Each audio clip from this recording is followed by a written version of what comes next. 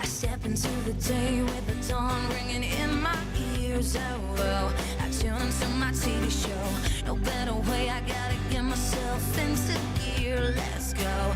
Oh, and I feel good today with my wake up in the morning Expresso. I feel good today. It's my feel good breakfast show. It's Monday. Good morning, you beautiful souls. My name is Dryland Workout. Thank you for joining us so bright and early on this illustrious figure on my right-hand side. Oh, good morning. I'm Zoe Brown, and of course, we're going to kickstart your Monday morning off with your feel-good breakfast show. Yeah. Are you warm enough for today? Okay, first things first. So I am freezing, and I definitely need your help, Mzansi, and that's what I'm going to be talking to you about this morning. You need to upgrade my look. I'm looking for something to add to this because it's the middle of winter, and I can feel this. And on top of that, we got some Olympians coming in the building. So Zoe and I are going to go through a proper training session. You guys get to join us, and we're going to show you how to get super Olympic strong. Yeah. Well, this is my face of being nervous. When he says the workout is easy, it generally isn't. But ladies, this is your opportunity to treat Raul as your Ken doll and really help finish his look. I think that's going to be a lot of fun. Like that. And you know what? Today it is all about spreading the love and celebrating interracial relationships. Now, Dryland, they have invited us all to witness the wedding of the year with a 3-day special episode starting tonight.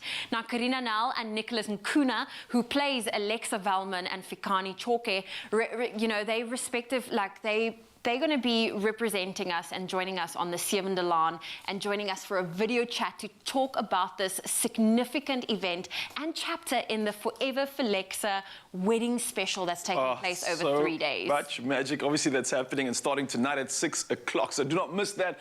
But we're going to catch up with the rest of the team and some peeps that I know definitely don't need an upgrade in their look because they have got that box ticked. Let's find out what's happening with the boys.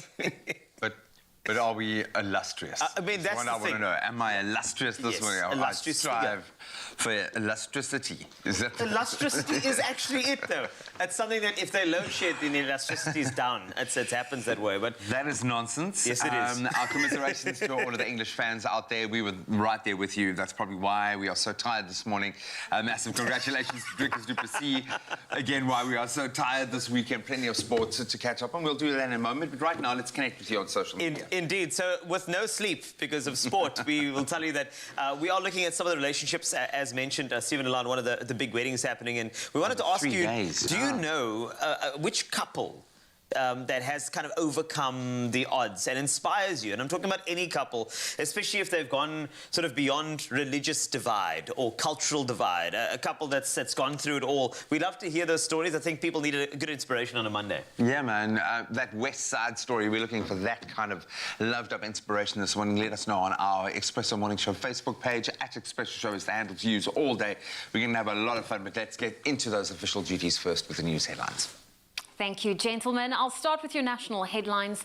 President Cyril Ramaphosa has announced that the adjusted level 4 restrictions will apply for another fortnight in an effort to limit the spread of the coronavirus, after which it will be reviewed.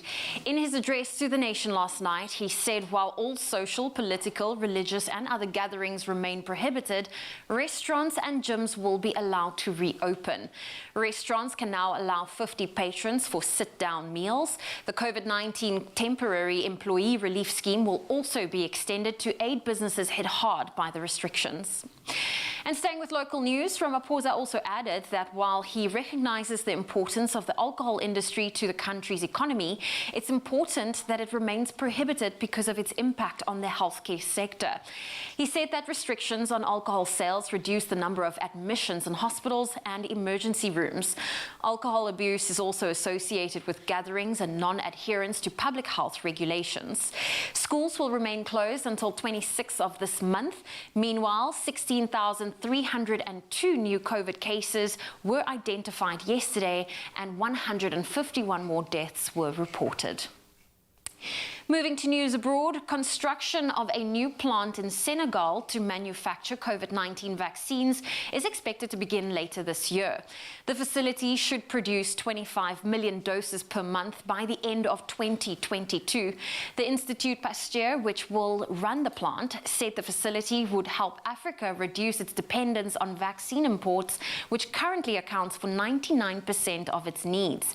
European countries and institutions, including the European Investment Bank, France and Germany, committed 6.75 million euros to support construction of the plant. And giant pandas are no longer classified as endangered, but are still vulnerable, Chinese officials say.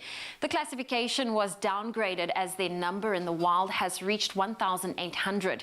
Experts say that the country managed to save its iconic animal through its long-term conservation efforts, including the expansion of habitats.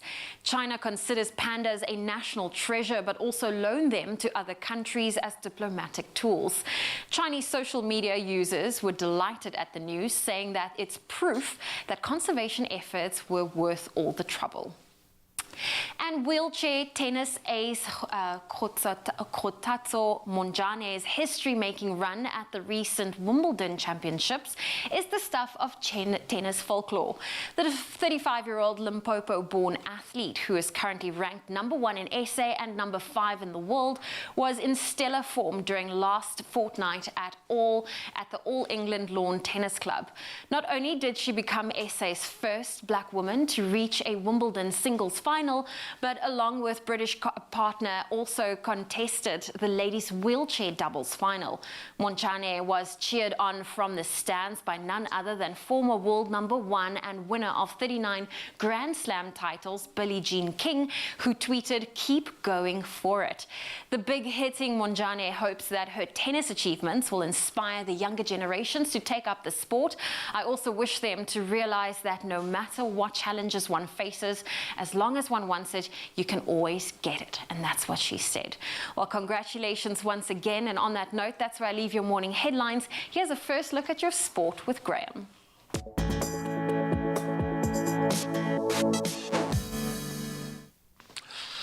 Thank you so much, Zoe. We certainly echo the congratulations going out to Kgotatso, an incredible achievement, and we'll delve a little deeper into all of the Wimbledon action in a moment. But right now, let's talk about the cricket that also almost happened. First ODI between Ireland and South Africa ultimately was abandoned due to rain. The rain had the final say as the first one-day international match between Ireland and South Africa at the Malahide Cricket Club in Dublin was abandoned. And Proteas skipper Tembo Bavuma, he won the toss, asked the home side to bat first. Ireland posting 195 for 4 and 40.2 overs, thanks to half-centuries by William Porterfield and Andy Balbirnie. When the rain stopped play and continued to fall, the umpires were forced to call an end to the match, so that second ODI becomes more important, and that'll play out between Ireland and the Proteas, scheduled to take place tomorrow from 11:45 in the afternoon. Then on to the big one in football. Italy were crowned champions of Europe. That was after beating England in a penalty shootout at a sold-out Wembley Stadium late last night.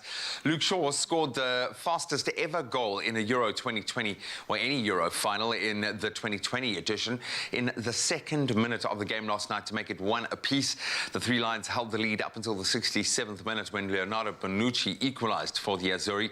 That match then went into extra time and then penalties, and after the score remained 1 apiece, Italy came out victorious, winning 3-2 on penalties.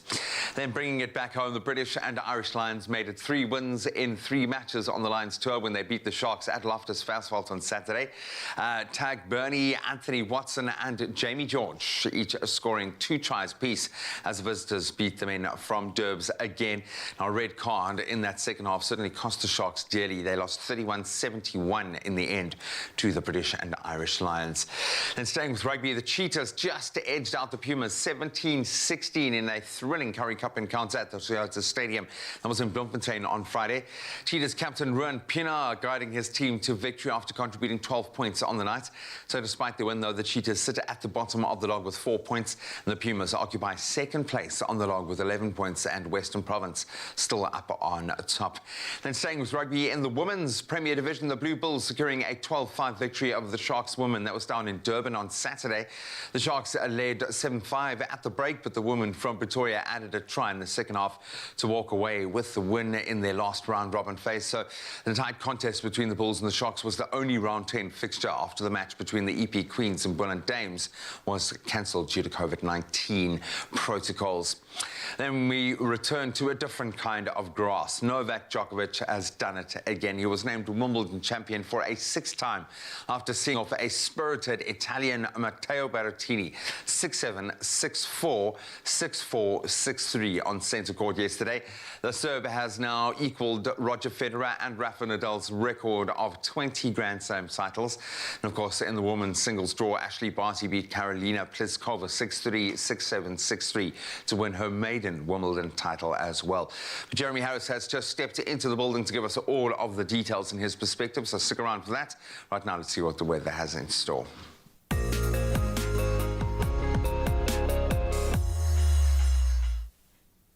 Thanks a lot, G. It looks like kind of warm in the north and some rain in the south. But before we get there, weather-wise, Cape Town and environs still hug centre stage as yet another cold front is forecast to hit the mother city this morning. It's also likely to be wet, cold and miserable in many other parts of South Africa for most of the week. Gale force winds, extreme cold, considerable snowfalls from 5 to 15 centimetre deep, huge waves as well as rainfall leading to flooding are the conditions the SA Weather Service has issued to people living in the Western, Northern and Eastern Cape provinces for this week. Now, flooding in formal and informal settlements in the Cape, Drakensberg as well as Stellenbosch areas are also expected. Snowfall is forecast along the Western Mountains. The Weather Service warns that the cold weather and snow can lead to loss of vulnerable livestock and crops. Now, while we love our local viewers, we also love to acknowledge our growing international audience who tune in via the Africa Channel and YouTube. So this morning, as this year's Wimbledon wrapped up, we would like to head to London. Now, if you are based in London, England, this update is just for you. The city has been a major settlement for 2 millennia.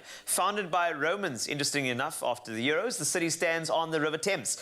Popular sites visited by many tourists include London Bridge, the London Eye, and of course the well-known Buckingham Palace. A yellow warning for rain has been issued for the city. Slow-moving heavy showers with some thunderstorms are likely to break out during Monday afternoon. Heavy rain may cause travel disruption and flooding in some areas. Please take all necessary precautions to stay safe. Now let's bring it back to South Africa. It is a new week, which of course means we have some new sunrise submissions to share.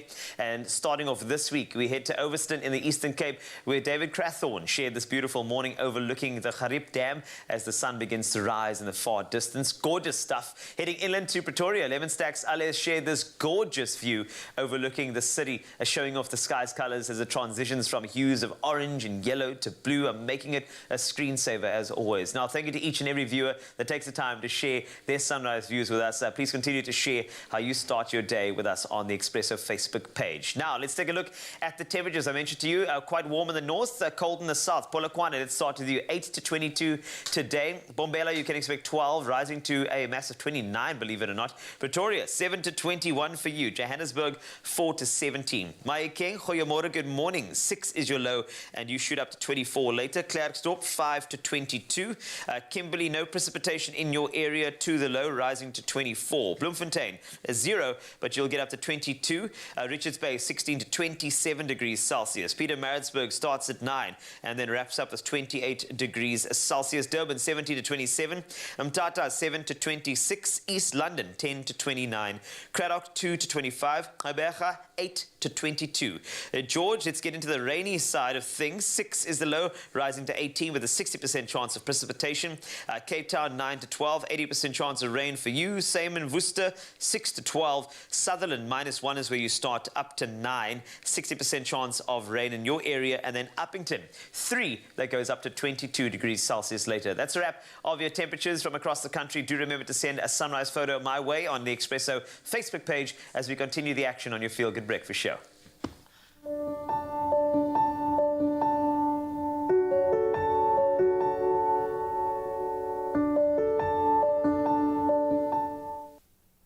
Oh, well, you know what? I think this is quite scary. Did you guys know that only 2% of children's books published in South Africa are in African languages?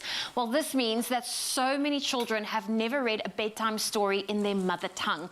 And what Cadbury Dairy Milk wants to do with their hashtag In Our Own Words initiative, they want to help make sure that we are not only constrained by resources, so that any parent or teacher looking for a book in their own languages can find them. And I think that's very important. Such a big difference. Can you imagine just growing up and not actually have read a children's story on your own? I mean, that alone is just, it's a tragedy. Completely. But that's the reality of 80% of our kids in this country. It's crazy. It's crazy, but at least we've got this going on, and it's such an awesome thing to be a part of. And Mzansi, you can be a part of this too and play your part by translating a word to help co-author a children's library full of African language storybooks.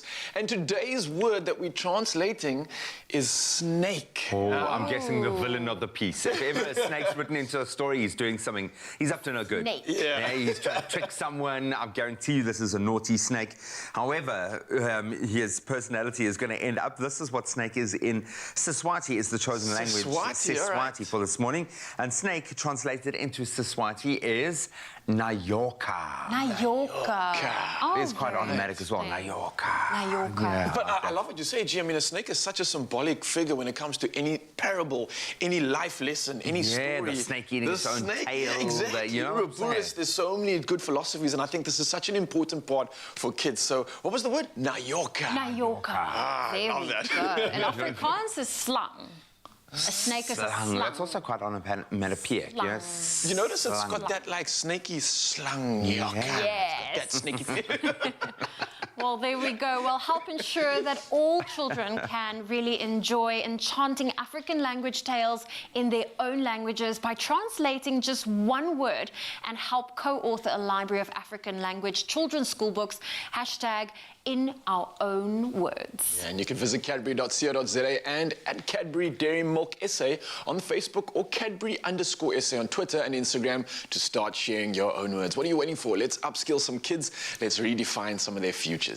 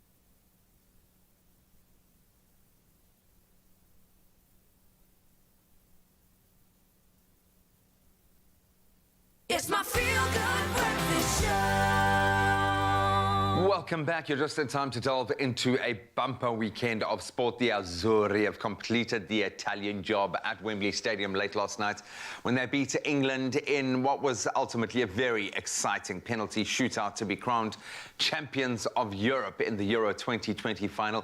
And of course, not so much joy to be shared between Ireland and South Africa as the match between the Proteas and Ireland was abandoned due to rain. But we'll still touch on that, and Jeremy Harris is here to give us, to dish the dirt, man, to dish it.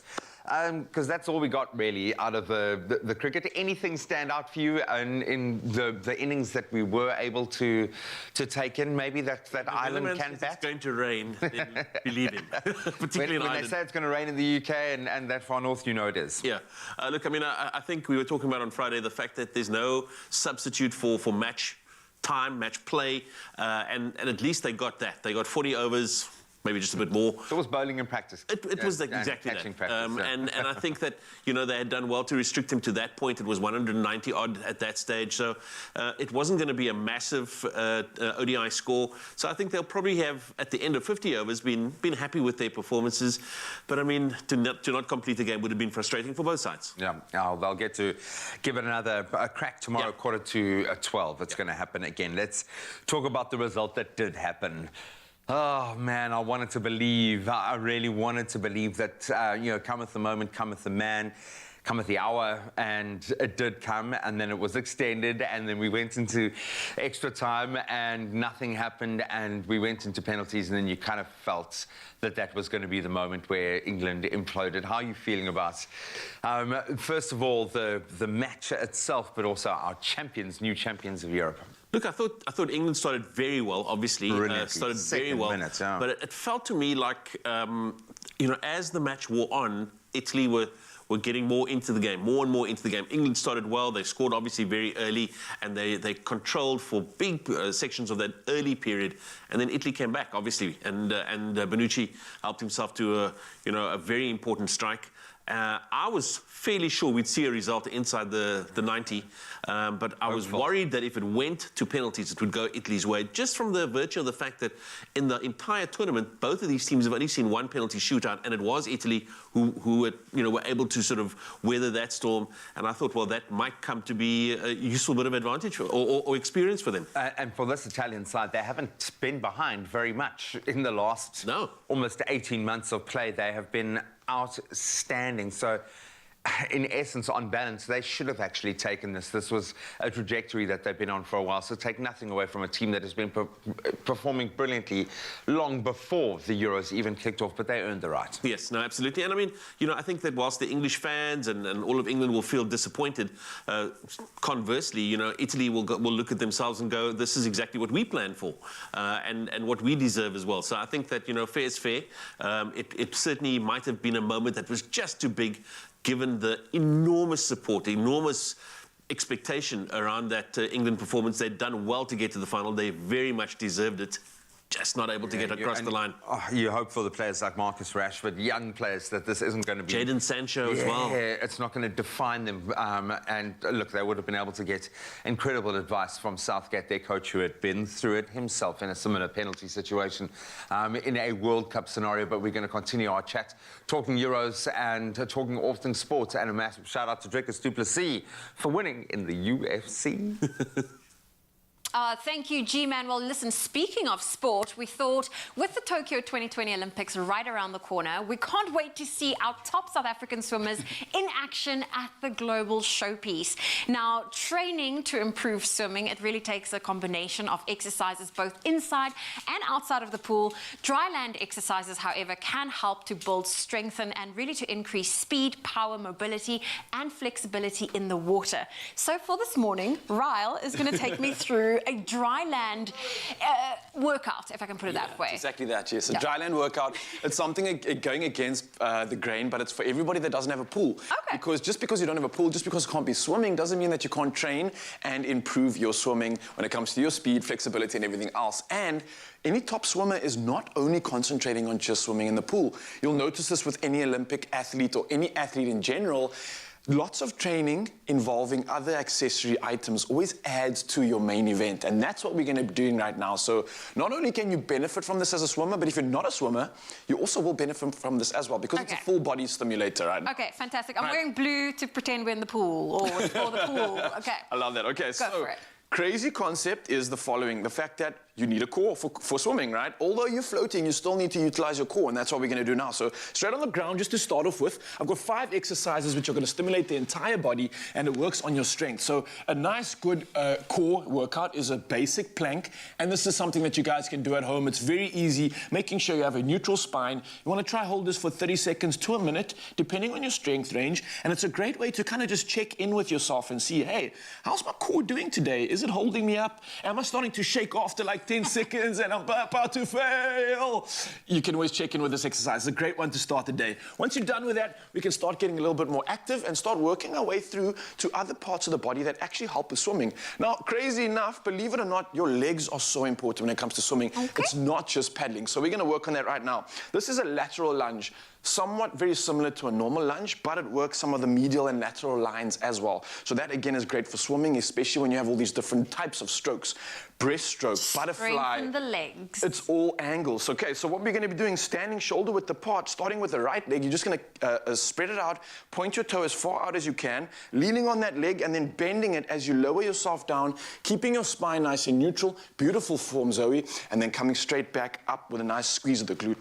Bring them together and then switch over to the left-hand side. Same thing again, bending on that leg that you've just put down, straightening up again. And I don't know if you can feel that mobility in the groin region as well. So not only are you getting some strength here, but there's a good stretch for mobility. Yes. You feeling that? I can feel, yeah. Let's go for more. Go for one more on each side, and you can feel that good stretch. Guys, make sure you're always pushing those glutes back behind you. So you don't want to be leaning over. You want to be staying nice and tall, pushing that glute back, and really capitalizing on this one. All right, we're going back to the core now, because again, I had to emphasize the fact that it's so important for swimmers. We're going to do a pillar bridge. A pillar Very bridge. similar to the first bridge we did, but we're going to be leaning on our side, all right? So you can face the camera for this one if you want, Zoe. And all you're going to be doing is literally lying on your side, aligning your feet together, nice and tall, nice and elegant. I'm going to place my hand up into the air, and this is going to create a weight and also increase stability and stimulation. Now, if we can, you want to squeeze our obliques and our core and try lift our hip up into the air. Tall as you can, hold that for 2 seconds. 1, 2, and then lower it straight back down. Nice There we form. go. Beautiful stuff. Let's go again, all the way up, holding that for 2 seconds. 1, 2, and then all the way straight back down. If you're really feeling tough and you're really feeling strong, there's 2 variations of this. You want to work the inside of the leg, the inside of the thigh. A lot of people like to work that. It's a problem area for certain people. You can bend that leg that's on the ground right now. Have it at 90 degrees behind you. Keep it in the air, and the exact same movement again. Lifting our body in the air. Now you'll feel the inside of this leg really, really working. And then the same thing that you can do with the opposite leg. So you can keep this one in the air, keep your left leg on the ground, and now do a star while lifting up. And that's going to work the glute, the glute med as well as the side of the leg and the ITB. A great strength workout. But you're doing well. I'm very, very impressed. Thank you. I've been working on the core strength. All right, so this is now where we get a little bit more active. So we've worked the core. Yeah. We're showing the fact that legs are quite important when it comes to strength, but we also want some intensity. Yes. And again, when we want to nail the quads and the glute at the same time, we can add a ballistic movement to that.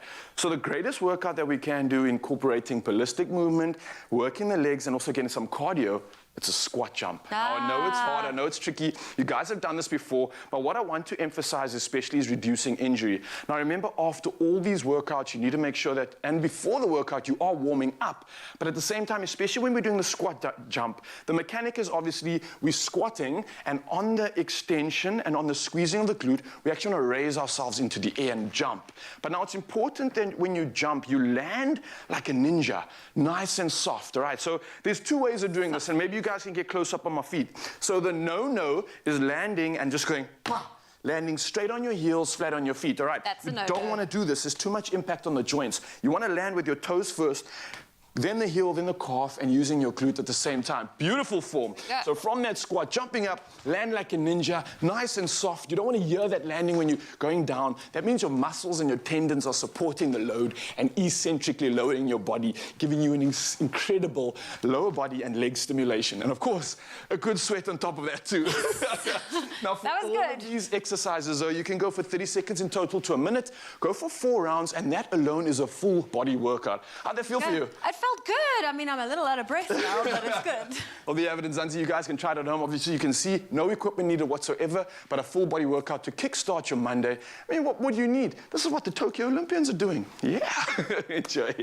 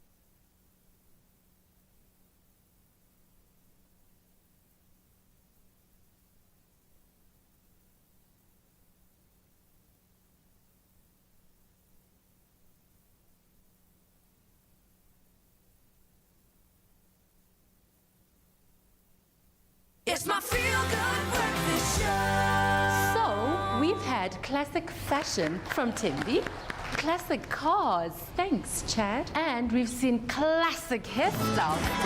And you, Michael? Classic. A classic range from Clover. Timeless taste. Made with love by Clover. Welcome back to your Feel Good Breakfast Show. We're in the kitchen where we should be because it's very, very, very peaceful over here. If you have been watching the Euros, we have somebody who is an Italian chef to help you out. I know that you'd require that. So if you're feeling and you're looking for incredibly flavorful and filling meat-free recipes, then our Good Hope Creamy Butterbean Ragu is the perfect, healthy comfort food. So get the bowls and toast out. The bread has to get dunked in there. It's going to be soy good. Just letting you know. Right. Hi, Gabby. Hi, you. You must be so excited. Did you sleep last night? I did. I'm sorry, guys. I got into bed. I didn't even watch the finals. Did you not watch the final? I got like 3 family groups that were very enthusiastic. Though, Italy so I saw them. won, sitting in. We did. Okay, yeah. do you want to give us a little celebratory dish now? Yes. I know this is more sort of like the French side of things because we're doing a ragu. Yeah. And of course, this is meat-free, which is fun. Yes. So it's, yeah, basically a ragu is almost, a lot of people ask what is it? It's almost like a bolognese, but more type of stew vibe. Bolognese stew vibe. Yeah. I'm putting that into a book. I'm sorry, I'm stealing it. Okay, so what we're going to do is we're going to start with our onion. It's always a good Okay. base.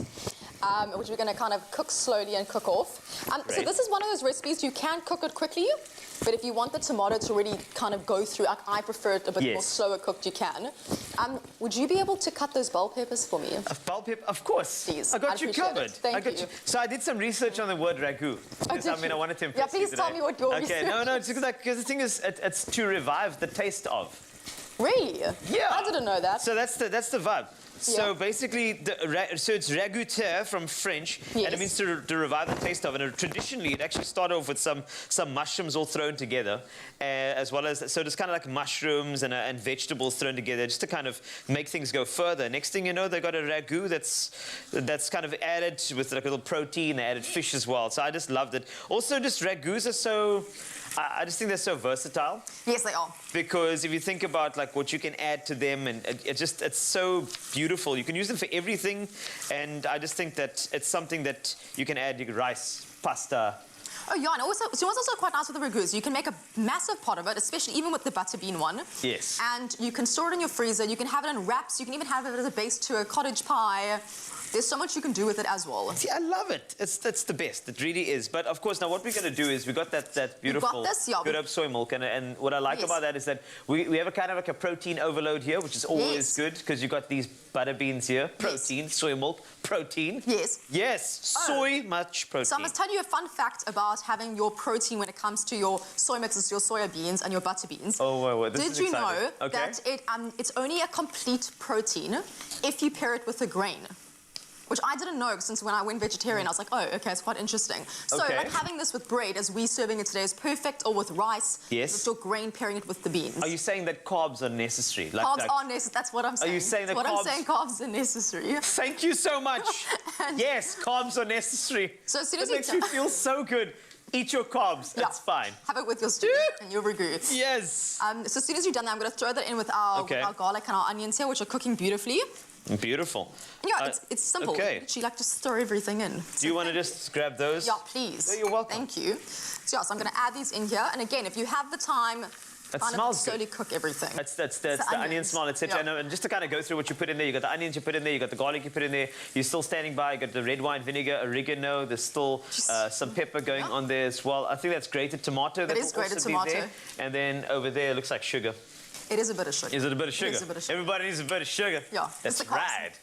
And in case you want to know a bit more about what we're going to add in later, because you're thinking where the soy milk comes in, our Clover Good Hope soy milk, it contains vitamins and minerals, which is great. So this is something that you need to kind of add in. And it also a source of protein, as we mentioned, butter beans too. So you're really getting everything that you require. And it's vegetarian. I think a lot of people have this thing about vegetarian dishes not having enough protein because there's no protein traditionally in it. However, veg has got a lot of protein in there. Probably some of the best protein your body can actually absorb, which is fantastic. No, it's super Red wine vinegar is going in. Red wine vinegar I want to catch up to you while we're talking.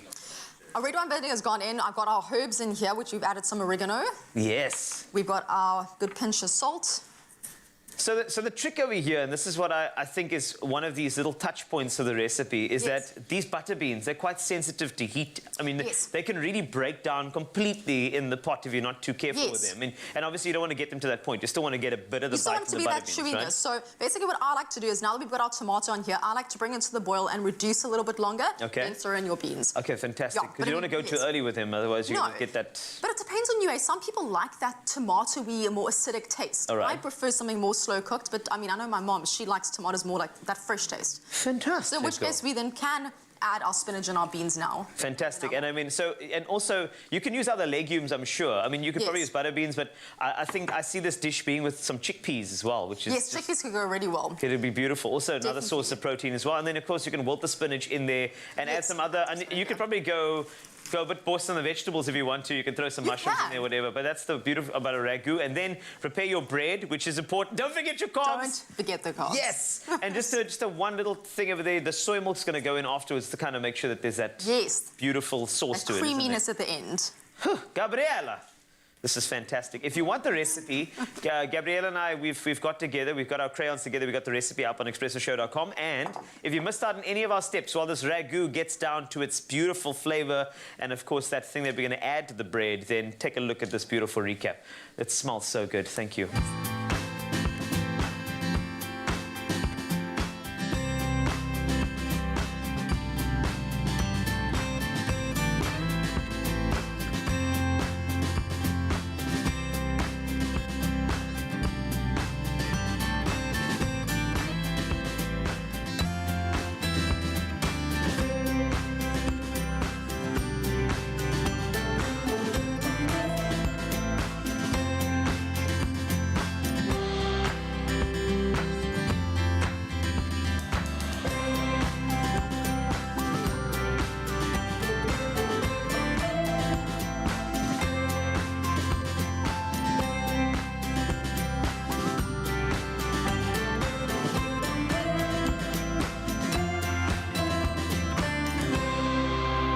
Made with love by Clover.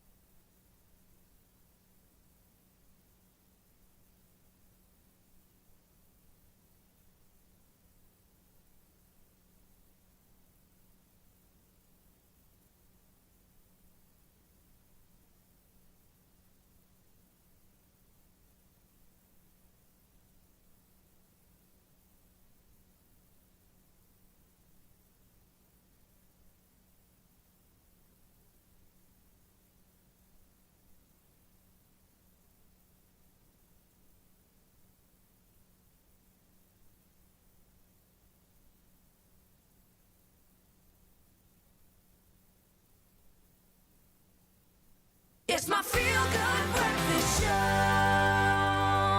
Welcome back as we delve back into our sporting weekend with our friend in sport. He knows it all. He's our sports anchor, Jeremy Harris. And of course, on their third Lions tour fixture, the British and Irish Lions absolutely thumped the Sharks. They didn't have to, but they did it. The Cheetahs just edged out the Pumas in the Currie Cup, and the Blue Bulls beat the Sharks women in the Women's Premier Division. And of course, Novak Djokovic, he's got the big 2-0. And Ashley Barty has her first Wimbledon Champions crown. Jeremy is going to take us through all of the details. I was incensed, man. Incensed. It's been a while since I've been this angry over a sporting moment. As we hone in on the Sharks redo, they got an opportunity, another bite at the apple, if you will, against the British and Irish Lions, and they took it. They looked so good in that first half. Yes, an early try was scored, but they bounced straight back. That sending off of Jaden Hendrickson, I mean, what is going through a young man's mind in a moment like that, man? At that point, nothing. Unfortunately, it was you talk about the rush of blood to the head. And it was that. It was a rush of blood to the head. I got to tell you, I was so disappointed, not with the fact that, he had done what he had done, but the fact that then the match knew itself what was going to happen. Yeah, exactly. Was over. It was over. It was the 48th minute, and it was done. You just knew that it's tough enough playing against the Lions with 15 men. Playing against him with 14 is impossible. Yeah, man, and then obviously put in so much hard yards. But if you're wondering why we are so incensed, take a look at this moment just for yourself.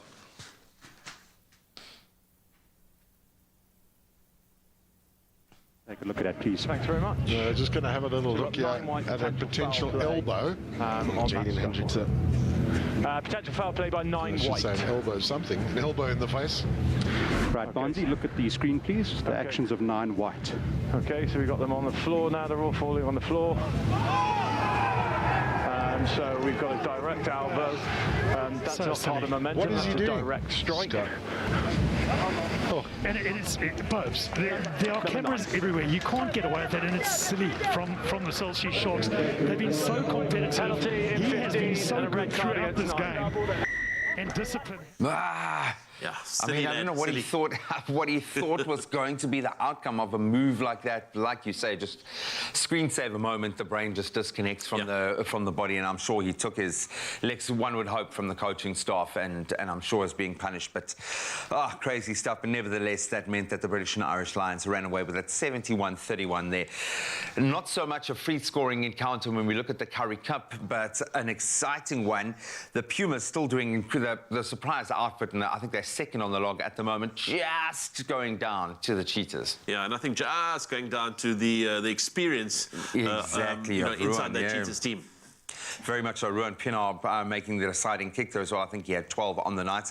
The Sharks women going down to the Blue Bulls women 5-12 as we conclude rugby. Let's get on to tennis.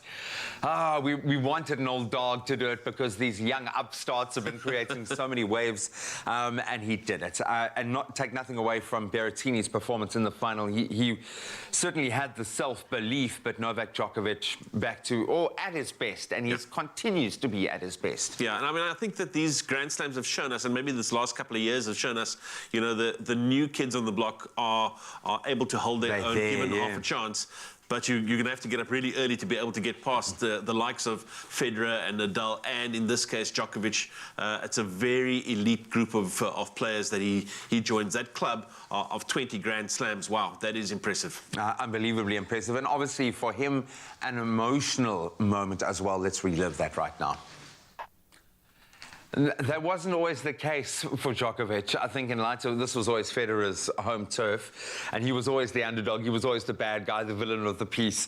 So good that the crowd are getting behind him. But what a career. He you think, will probably surpass the other two GOATs, if you will, because he's still got a lot of tennis in him. Absolutely. I think he will.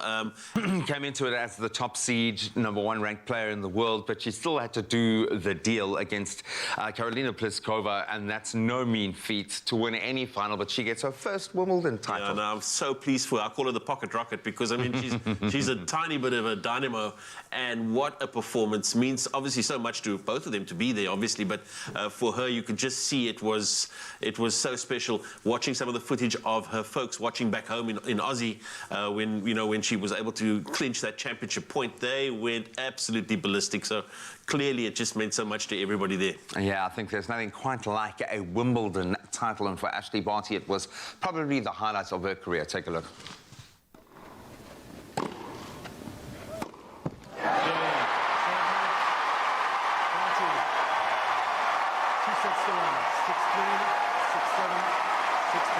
A destiny fulfilled.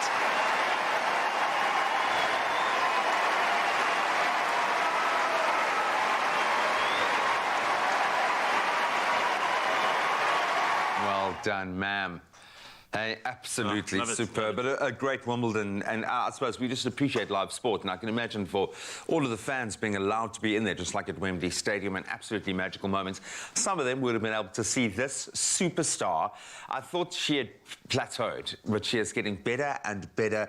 Kgotatso Montjane, both finals played. Unfortunately, she couldn't go the full distance, but what a superstar. Yes, absolutely. I mean, I was watching her progress through the tour quietly, and it's almost like you don't want to talk about it because don't jinx it. Don't jinx it. And then so good to see her in the final. I saw she got a bit of a congratulations from the president as well, which was great. And wow, I mean, so proud of her. Yeah, unbelievably proud. And another shout out to Dricus du Plessis, who went and banged in the UFC. But amazing sport all round, and we love you, dude. We appreciate you. Go home and get some sleep before you actually get back into your other job. And those of you that are still crying over England's loss, we commiserate. We understand your pain, but we also send a massive congratulations to all of the Italian fans out there. They are the champions of Europe. So much good conversation when it comes to sport, when it comes to incredible athletes. And we're going to continue that conversation talking to one absolutely incredible athlete. Now, the countdown to the Tokyo Olympics has begun. If you haven't heard, where have you been? And in just 11 days, Team South Africa is going to compete in 17 of the 33 Olympic sports on offer in Japan. Now, South Africa's squad will include 185 athletes, and one of them being Olympic marathon swimmer Michelle Weber, who specializes in the 10-kilometer event. Now, the 24-year-old has been on SA's elite squad for the past 10 years and competed at numerous swimming events all over the globe. And this morning, Michelle joins us via video call to chat about her Olympic prep. Good morning, Michelle. Morning, guys. Morning. Oh, we are so excited for you because you qualified for the Rio Olympics in 2016 and now you are heading to the Tokyo Olympics. Congratulations, first of all, for your qualification. And now, how are you feeling leading up to this global showpiece? No, I'm good. I'm a little nervous, but just so much more excited and so blessed that the games are going ahead. And yeah, it's an amazing thing to do. Yeah, just excited. I'm excited for Team SA that we managed to get a team, that we have a team going, and yeah, I'm looking forward to seeing how we're going to perform. All right, we're looking forward to seeing how you're going to perform. Now, let's take it back a little bit, because obviously preparation for the Olympics has been chaos, in my opinion. And if you can even just for a second try and sympathize with these athletes, a lot of them, I believe, you're planning 4-year programs for an event, and then something like Corona comes through and postpones an entire Olympics. How does this impact you? I mean, I'm sure there's a lot of disappointment having trained up until a certain point, but how does this affect the preparation for the big games? Yeah, there was a lot of training we had to readjust. I actually train and coach myself, so it was a huge thing, a huge task to take on. But I, you know, I just took it as it came. I trusted the games were going to go ahead, and I try to keep training anyways. Throughout lockdown last year, I swam with a stationary swim belt.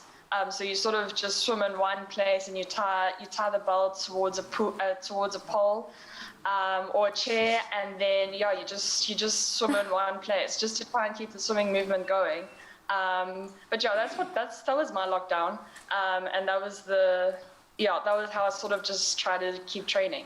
Oh, Zoe and I are just checking some of the visuals out here. Yeah. You swimming in a pool. That is incredible. I mean, firstly, the mental strength to stay in the zone, like swimming on a treadmill. But I think with a view like that, you can't really complain, though, can you? I mean, you're right next to the ocean. That's not bad. That's very creative. But I also love how you saw this as extra prep time instead of just a postponement.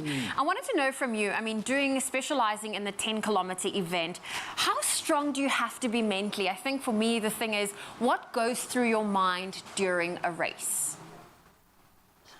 Yeah, I mean, there's a lot of factors. I mean, it's not just the swimming for 10Ks. There's a lot of girls we're swimming with as well, sometimes 60-plus swimmers all next to you and on top of you. So that actually becomes the most challenging part, is trying to, reserve energy for the end of the race. So, yeah, mentally you have to be quite strong. I do quite a bit of training. I mean, a lot of the girls, we train sort of 8 kilometers in the morning, then another 8 kilometers in the afternoon. And we're sort of covering anything between 70 to 80 to sometimes even 100 kilometers in a week of just swimming. So, yeah.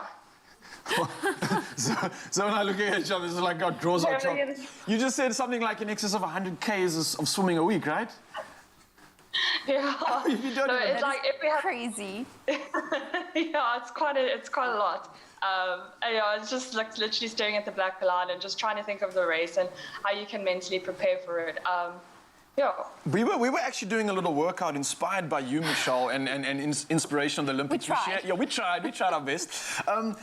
Training, obviously, you're mentioning 2 a days, potentially building up to these games. Are you just focusing on in the pool, or are you also doing sort of like strength work like Zoe and I outside the pool as well? Because imagine there's so much going on in this preparation. Yeah, most of the work is done in the pool, so any gym work I do is almost activation and anything that can get me stronger in the water. So it's nothing intense, and it's not really cardio, but quite a lot of little, strengthening the little muscles so you can swim faster and stronger. That's sort of the key, what I try and do in the gym.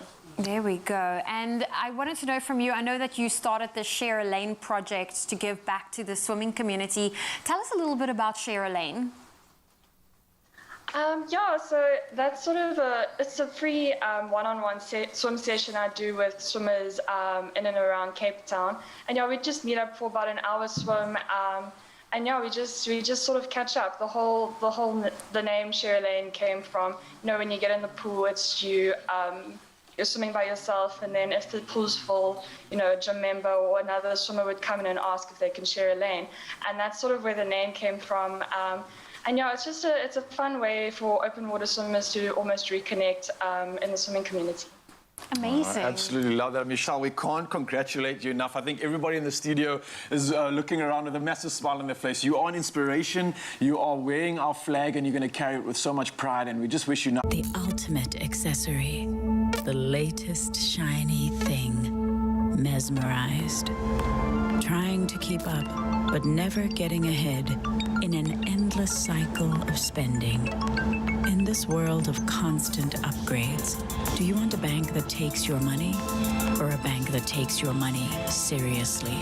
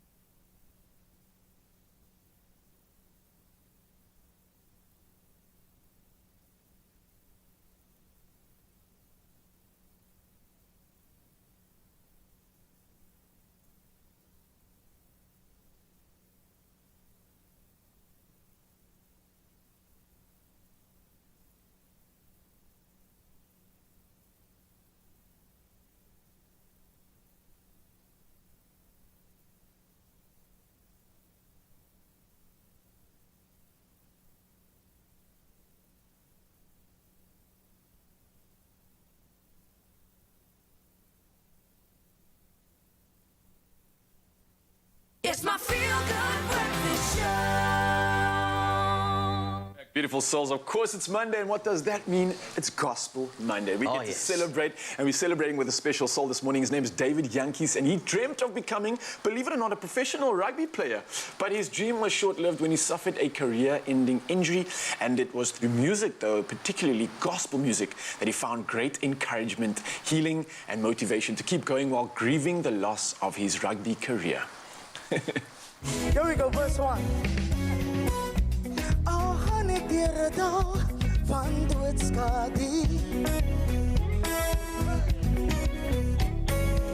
Sal ek geen onheil vrees nie, want U is met my.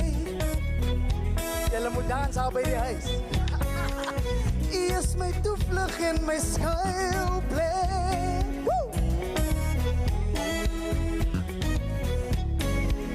Is the rots van die Come on, somebody. Say That's just a taster of what you can see just later. Some I wish you could see how David was watching himself. He was like, yo, I got nice moves, yo. I got nice moves. Yeah, that's great. So today, this gospel singing sensation, he's taken to the stage with artists such as you saw, Don Vino in there, Jonathan Rubain, as well as Neville D, Jonathan Butler, and the singer and songwriter joins us in studio to chat about his musical journey before giving us a Gospel Monday that is going to get you dancing. Just like just a little... Please welcome David Yankee!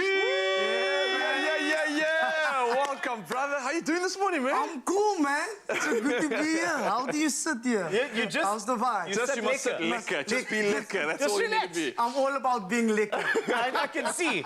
So there was a memo around white shirt and black blazer. And you didn't send me the message on WhatsApp. Just letting you know, we spoke about it. I'm sorry, man. One It was in the group, David. Remember? Yeah, I remember. David, you're not off to a good start with me. I'm so sorry, man. You left the group. It's okay. It's okay. It's fine. Because obviously I'm in uniform for you. I'm going to ask the first question. Yes, sir. Because, you know, when somebody gets into gospel, there's a purpose. Yes, sir. You know, and I heard about the rugby career, and I know that's got to be tough. If you have a career-ending injury and you love rugby, you know, you try to put rugby into other places in your life. You know, you try everywhere else, as Definitely, they say. yeah. Was gospel music your vehicle to get over that sort of thing in your life and inspire others to get over their sort of shortcomings? Yeah, no, I think that was a major part.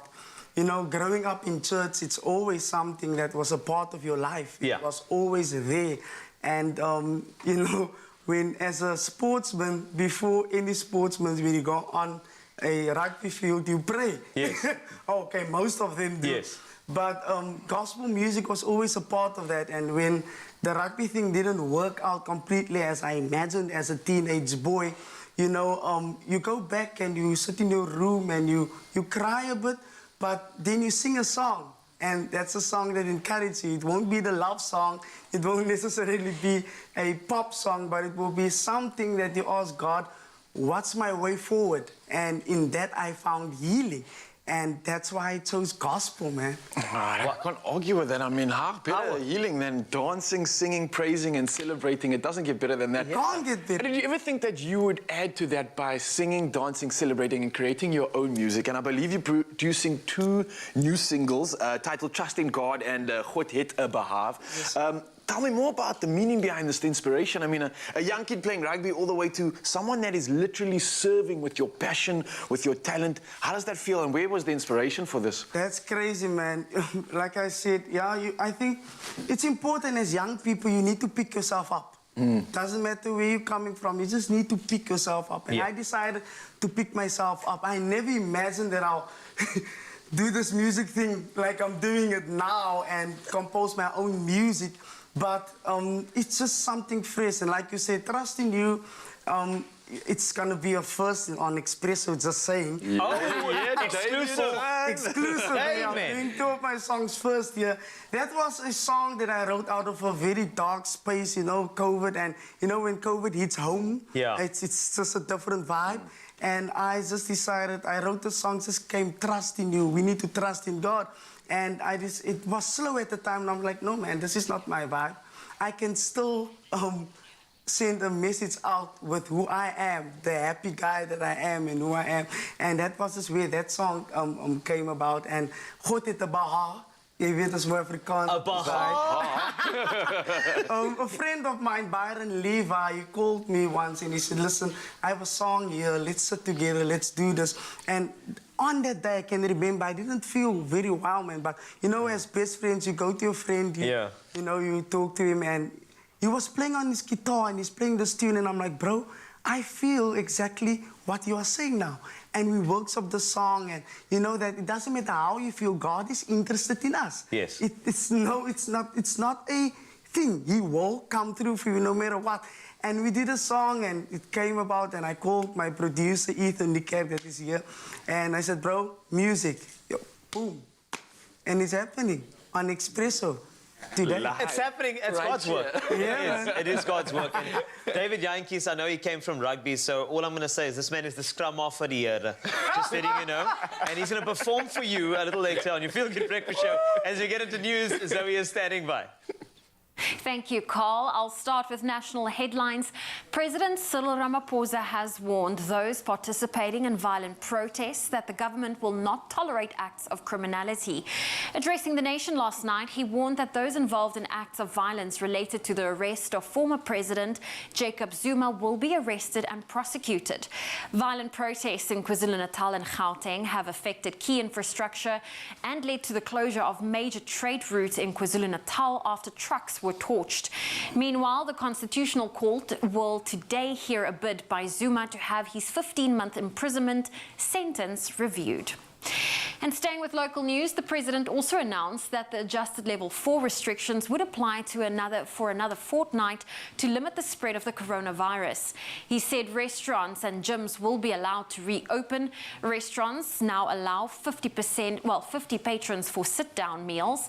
The COVID-19 temporary employee relief scheme will also be extended to aid businesses hard hit. Ramaphosa added that it's important that alcohol remains prohibited because of its impact on the healthcare sector. Alcohol abuse is also associated with gatherings and non-adherence to public health regulations. Moving to news abroad, billionaire Sir Richard Branson yesterday successfully reached the edge of space on board his Virgin Galactic rocket plane. The UK entrepreneur flew high above New Mexico in the US in the vehicle that his company had developed for 17 years. The trip was, and I quote, he says, the experience of a lifetime. He returned safely to Earth about an hour after leaving the ground. The trip also makes him the first of the new space tourism pioneers to try out their own vehicles, beating Amazon Jeff Bezos and SpaceX's Elon Musk. And construction of a new plant in Senegal to manufacture COVID-19 vaccines is expected to begin later this year. The facility should produce 25 million doses per month by the end of 2022. The Institut Pasteur, which will run the plant, said the facility would help Africa reduce its dependence on vaccine imports, which currently accounts for 99% of its needs. European countries and institutions, including the European Investment Bank, France and Germany, committed 6.75 million euros to support construction of the plant. And bringing it back home, after Mohammed Savan Ahmad's beloved 2-year-old white Swiss Shepherd Romeo escaped from the yard of his Queensborough home near Durban, he left no stone unturned to find his much-cherished canine. We searched, we distributed pamphlets, we put up posters and even turned to social media, but had no positive feedback, he said. 2 full months dragged past, then what can only be described as something of a miracle, Ahmad's uncle came across an adoption advert on Facebook with Romeo's picture. The photographer of the advert referred them to the Kloof and Highway SPCA. Soon, Ahmad and his beloved pet were reunited. The heartwarming reunion, which saw an exuberant Romeo greet his owner, was captured on video and has since gone viral. Said Ahmad, there are no words to aptly describe it until you lose someone close to you and then find them again. While there are definitely no words to aptly describe this touching video.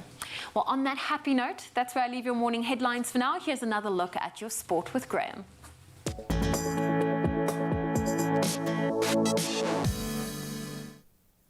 Thanks. Thanks so much. So let's start with cricket. The first ODI between Ireland and South Africa was abandoned due to rain. So the rain had the final say as the first one-day international match between Ireland and South Africa at the Malahide Cricket Club down in Dublin was abandoned. Proteas skipper Temba Bavuma, he won the toss and asked the home side to bat first. Ireland posting 195 for 4 in their 40.2 overs played, thanks to half centuries by William Porterfield and Andy Balbirnie. When the rain stopped play and continued to fall, the umpires were forced to call an end to the encounter. So the second ODI between Ireland and the Proteas is scheduled to take place tomorrow from 11:45 in the afternoon. Then we move on to football. Italy have done it again. They were crowned champions of Europe after beating England in a penalty shootout at a packed Wembley Stadium late last night. Luke Shaw got off to the perfect start, scoring the fastest goal ever in a Euro final in the second minute, in fact, to make it 1-0 to England. The Three Lions held that lead up until the 67th minute when Leonardo Bonucci equalised for the Azzurri. So the match went into extra time and then penalties after the score remained one apiece. Italy came out victorious, winning 3-2 on penalties. Then bringing it back home, the British and Irish Lions made it 3 wins in 3 matches on the Lions tour when they beat the Sharks at Loftus Versfeld on Saturday. Tag Bernie, Anthony Watson and Jamie George each scoring 2 tries as the visitors beat the men down from Durban. A red card in the second half cost the Sharks dearly. In fact, it was the deciding moment in the match. They ultimately lost 31-71 to a free-scoring British and Irish Lions. Then staying with local rugby now, the Cheetahs edged out the Pumas 17-16 in their Currie Cup clash at the Toyota Stadium in Bloem on Friday. Cheetahs captain Ruan Pienaar was very instrumental, guiding his team to the victory after contributing 12 points on the night. So despite their win, the Cheetahs sit at the bottom of the log with 4 points. The Pumas occupying second place with 11, that while Western Province still remain up on top. Then staying with rugby, in the Women's Premier Division, the Blue Bulls secured a 12-5 victory over the Sharks women in Durban on Saturday. The Sharks led 7-5 at the break, but the women from Pretoria added a try in the second half to walk away with the win. The tight contest between the Bulls and Sharks was the only round 10 fixture after the match between the EP Queens and Boland Dames was cancelled due to COVID-19 protocols. Then we move on to grass of a different kind, and he's done it again. Novak Djokovic was named Wimbledon champion for a 6th time after seeing off Italian Matteo Berrettini 6-7, 6-4, 6-4, 6-3 on centre court yesterday. The Serb has now equalled Roger Federer and Rafa Nadal's incredible record of 20 Grand Slam titles. Then in the women's singles draw, Ashley Barty beat Karolina Pliskova 6-3, 6-7, 6-3 to win her maiden Wimbledon title. That's where we leave our sport for this hour. Let's get another take on the weather.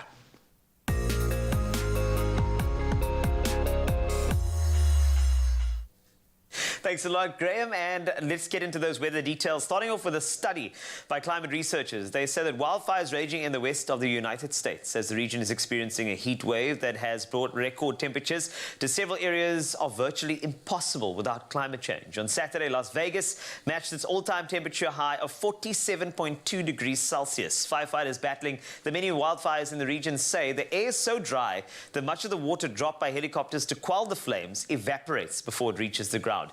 The fire was also threatening cables in California, and a temperature of 54.4 Celsius was registered in California's Death Valley on Friday, matching one recorded in August 2020, which some argue is the highest temperature ever reliably recorded on Earth. We love a little international exploration, so let's keep it up. The USA, let's go to you. A lot of the viewers tuning in on the Africa channel and YouTube.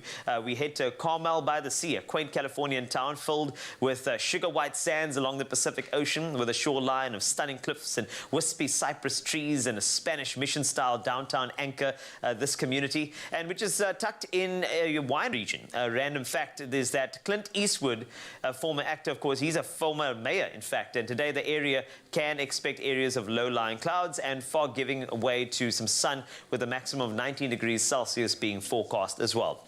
So let's bring it back to our own shores now. We head to Durban for this 7 a.m. update where Michelle de la Fontaine shared this beautiful photo taken showing off the clouds being illuminated by the sun. Taking it a little further down the coast, we received another great photo. This is by Wolfgang Klinger from Saldanha Bay, showing some low-lying fog in the area from his high-lying position. Thank you to each and every viewer that takes the time to share their sunrise views with us. Please do continue to share how you start your day with us on the Expresso Facebook page, and you may just see your photo here next time. So let's take a look at some of the temperatures from across South Africa. Starting off in Polokwane, 8 is your low. That jumps up to 22 later. Bombela, a nice warm day for you. 29 degrees Celsius a maximum from a minimum of 12 this morning. Pretoria, 7 to 21. Johannesburg, 4 to 17. Mahikeng, 6 to 24. Klerksdorp, you can expect 5. That rises to 22 degrees Celsius. Kimberley, 2 to 24. Bloemfontein, just 0 this morning, up to 22 in the afternoon. Richards Bay, 16 to 27. Pietermaritzburg maxes at 28 degrees Celsius from a low of 9. Durban, 17 to 27. Umtata, 7 to 26. East London, 10 to 29. Cradock, just 2 this morning, rising to 25 degrees Celsius. Gqeberha, 8 to 22. George, you can expect 18 as a maximum from a minimum of 6 with a 60% chance of rain in your area. Cape Town, 80% chance of rain if it's not raining already, 9 to 12. Worcester, 6 to 12, 80% chance for you as well. Sutherland, -1 to 9, 60% chance of rain in your area as well. And then Uppington, 3 is your minimum, and that jumps to 22 a little later. That's a wrap of your temperatures. Do remember to send your sunrise photos to me. If you can see a sunrise, send them my way on the Expresso Facebook page. Thank you so much, Carl. Beautiful weather all around, of course, in the heart of winter, but we're chatting about something even a little bit more positive right now. And when you think of couples and you think of the time period we're in right now, or maybe in the past, there's so much that couples have had to go through. Zoe, I think of our parents, the amount of adversary that have had to come through to get us to materialize, number one, and to get to this point in our lives. But that's the question we're asking you on social media this morning, of course. What couple has done something inspiring? What couple has been through the odds and inspires you? And we're trying to find out what you guys have to say on social media, and definitely have come through. Let's take a look. So Jordan says, Meghan Markle and Prince Harry face the whole monarchy for love. Just standing together despite the hate from so many people around the world is so inspiring. Thank you so much for that, Jordan. And then Valdine says, morning, Obama and Michelle. What a beautiful love story. I'm so inspired by Obama and Michelle, just the way he was such a gentleman right throughout his tenure as well. He always put her first. She was his first lady, and he treated her like that, and I absolutely love that. A lesson for everybody at home. And if you read her book, Becoming, it's also very beautiful to see how their love started off. Yeah. Then Mersha says, the couple that inspires me the most is Sia Khaleesi and his wife, Rachel. Thank you for that, Mersha. Yeah. Do we have any other comments that came through? For now, that is it. So if you have an inspiring couple that you would love to celebrate, or they've inspired you, you can head on over to our social media pages and let us know.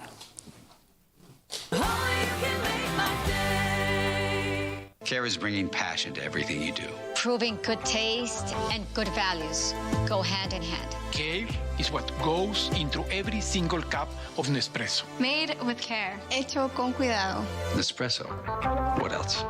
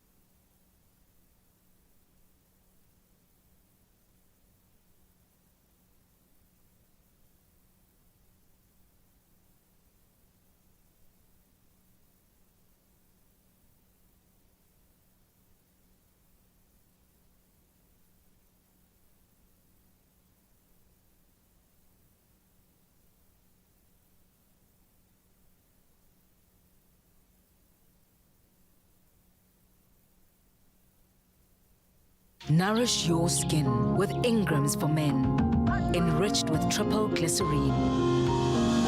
For 48-hour moisture and no stickiness. Ingram's, your skin, your brave.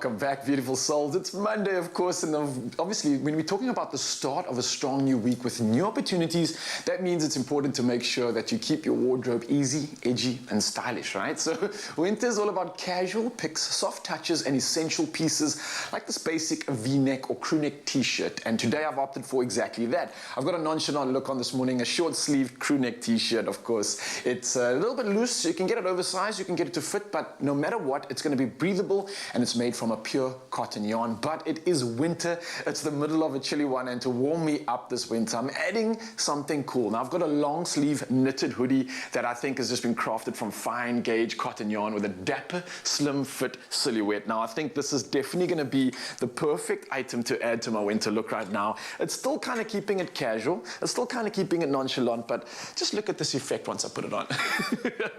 I love this look. A little transformation, a little twirl for you, Mzansi, and a little bit of warmth that I exactly needed for this winter. And you can get this look too. Of course, you can shop your basics and essential wardrobe items at Woolworths, and you can remember that the quality sale is still on. So what does that mean?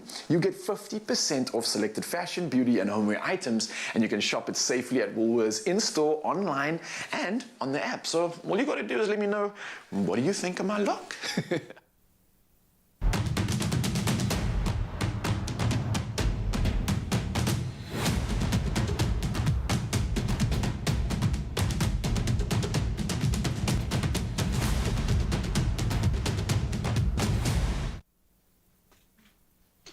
Thank you so much, and he looks beautiful. Thank you for helping Raul get dressed in the morning. We all need a little bit of help. It's winter, we need a little bit of help in our bellies. Why? Because we need to be comforted in these cold winter months, and what better way to do it than with a hearty soup? For me, there is nothing better than a beautiful butternut soup, and we're going to put a bit of a twist on it. Gabs is back to make us what looks like the healthiest soup ever made on the planet. Pretty good. First of all, how are you, dear? I'm good, thanks, and you? I'm good. We got so, sidetracked catching up on the last 8 years of our lives. But it's so good to have you back on the show, especially when you're making amazing and really healthy things. And we're using our soy milk. Yes. So this is beautiful, and I'm looking completely vegan friendly, yeah? Completely vegan friendly, yes, definitely. So, okay, yeah. so butternut is the star here, and butternut is the star. There's nothing better than a beautiful hearty butternut soup, right up there with, for me, tomato and butternut. Those are my two go-tos in winter, yes, because you can make them creamier, you can make them kind of jam-packed with that umami flavor as well. Yes, and you can also, the nice thing with butternut is you can also add things like some curry powder if you want a bit of heat with it, a little bit of turmeric as well. And what we're doing today is we're doing a really nice, simple recipe, which is kind of throwing the butternut into our soup. Okay. If you have the time and you have an oven, it's also quite nice to pre-roast it, which is also really good. Then you get almost like a completely different flavor. Oh, completely, because it caramelizes. There's obviously quite a high natural sugar content in it. And I mean, I do that for my little ones as well. It's one of the few veggies that I can get them to eat. You roast it for a little bit, and it goes a long way. So I'm picking up what you're putting down there for sure. No, it's delicious. So we've got our onion going here, and I'm going to add our celery. Celery seems to be like the stock standard, excuse the pun, in soups. It just... And also, you're getting an extra veggie in as well, right? Exactly, you're not actually even thinking that you're getting in. But it gets so soft that texturally it lends itself well to a soup. Yes. Oh, and sorry, in the meantime, would you mind chopping the garlic for me? I was wondering. It's like my worst job, so please enjoy it. Been using a lot of garlic, and it's good, man. It's great for the immune system. Great job. Just finely chopped, eh? Yes, just finely chopped, or even roughly. Or however you can do it, basically. Yes, because we're going to blitz the soup in any case. Oh, brilliant. Okay. So we've got our veggies going here. I've got some extra olive oil, so I'm going to just top in here just because we can, some extra fats. And then we're going to pop in our garlic. And then simply pop in our butternut, salt, pepper, our stock. And then you basically just allow it to cook. Thank you so much. And how long will it need to cook for? So you basically, as soon as I put my garlic in, which I'm just going to quickly toss. And now I'm going to add my butternut, which has been roughly chopped. So quite chunky there. So you're going to cook this all down, so you don't have to be precious. Now, I got out the hand blender, and it is so useful in this kind of scenario. Really, really, so you just take it off the heat, blend it, sort it. But I did that with a curry that I was making, blended the sauce together, and it's amazing. That's quite clever. Yeah. Yes. And then added the kind of grilled, charred chicken pieces after the fact. absolutely amazing. Just takes the soup to, I mean, the sauce to another level. Well, I mean, look, again, if you are stuck on time, then just cut your butternut smaller. You know, then it cooks faster. And we've got some stock here, our veggie stock, which we are basically just going to allow this to bring to the boil and then reduce down for a good 30 to 40 minutes until your vegetables are nice and soft. Oh, and I've just made a massive spill, so I apologise for that. Beautiful. It's for the gram. Just create a bit of a...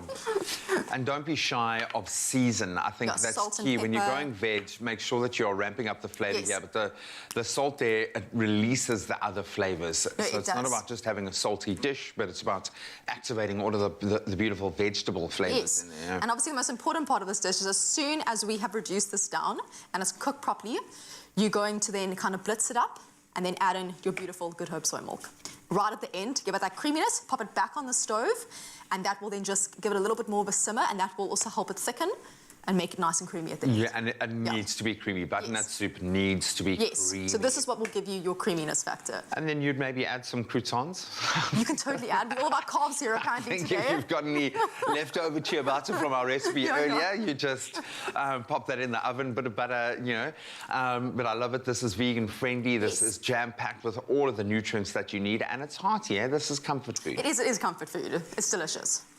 Absolutely beautiful. And of course, you're getting beautifully sourced ingredients on every level there as well. And we know the Good Hope soy milk, sourced to GMO-free, cholesterol-free, absolute wonder ingredients. I'm building myself up towards a taste. I'm hoping that this is going to lock the expectation. I'm going to claim this whole bowl for myself. I'm going to have to. Because Bea can't share, obviously, after I've had a taste. Yeah, no. So it's all yours then. Like one benefit look of at the textures. Come on, no one else will have it now. Oh, that's lovely. Good. And what you can also do is you can also, when you serve it with some extra olive oil, some parsley, even just a final stir of your soy milk will also be delicious as well. Just like that is at the end. Lovely. It is so creamy. The mouthfeel, it's luxurious. It's amazing. And it's banging with flavour. And you can find this recipe on expressoshow.com. And thank you. I see we've got some toasted ciabatta there as well. Well done. I'm going to go in for one more. Just like every good quality test, it has to be 3 times. So, we've had classic fashion from Timby, classic cars, thanks Chad, and we've seen classic hairstyles. And you, Michael? Classic. A classic range from Clover. Timeless taste. Made with love by Clover. Are you Mzansi's next cooking star? If your cooking makes the pots born, enter to be on SABC2's new show, Color Your Plate with Koo.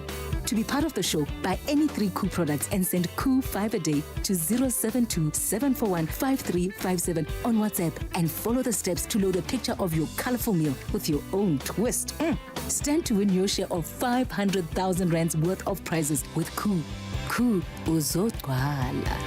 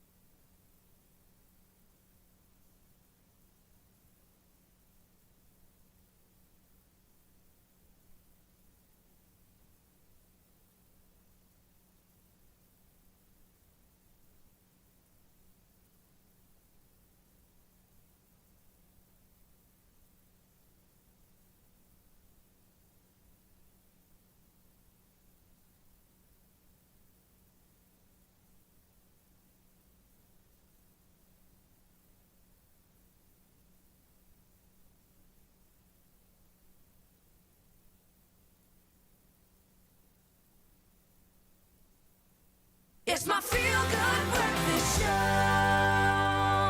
Welcome back. It is your feel-good breakfast show, Expresso on S3. It is Monday morning, and we aim to inspire you with Mandela Monday heroes in our society. Now, there's a soccer club aiming to inspire and empower young athletes in Manenberg and also show them the importance of social responsibility and academics. Young Tornado Warriors is the name of the club, and co-founder Friedel Gertze connects with us now via video call to chat to us more about it. Good morning. Hi, good morning. How are you? We are good, thank you. How are you today? I'm good, man. I'm good. Can't complain. So, young tornado warriors making a whirlwind of social upliftment in your community. It's phenomenal, honestly. And I want to thank you for creating such a great platform. I know you want to bridge the gap between sports and education. So I think that everybody needs to know about the aim and the purpose of this club, because I know it's more than just a club. Yes, so basically, in a nutshell, the long-term vision of the soccer club is to have the guys get started, into PSL leagues, maybe even abroad. So, yeah, kind of like also nurturing them from a grassroots level, I would say. But most important is to give them the opportunity to be scouted and to let them own their skills and their talents moving forward. Oh, Friedel, I love this. I absolutely do. Now, I know that you're also providing these young boys and men with mentors, which is great. Now, what are some of the impacts you have seen from them since this program started? Well, positivity. One of the things, there's this buzz around them now, should I say, in the community, where it's like everyone knows that there's a purpose now. Everyone is striving towards that one goal, and it's for the parents to see that the children no longer sit on the corner streets, sitting doing nothing. They are actually engaged in sport. That is what I'm getting from the parents. They enjoy seeing their children happy now, especially in school. They're going to school, they're doing what they can do after school, they come back and they just play. So I think that is a positive for me, and I look at that also in the direction of where I see this club moving forward in the community itself. You can just hear in your voice, Friedel, that you're a man of the community, clearly. And everybody's got this purpose. I'm sure that you grow up in a certain way and you're thinking about the community around you, the things that's going right, the things that's going wrong. What actually drew you to the community work? What made you step up and say, let's start something that's more than just a club? I've always wanted to start a soccer club. It's always been my long-term goal. And I always believe, everyone who knows me knows that I don't want to take over something. I want to start something from scratch. Because at the end of the day, I want to leave a legacy, not just for me, but also for people, that also have these dreams. Like, for example, I always tell people, I want to turn people's dreams into a reality. Also for my son, he's also into soccer. And so what I'm doing now, I'm building a platform for him to one day take over. And I think that is crucial for me.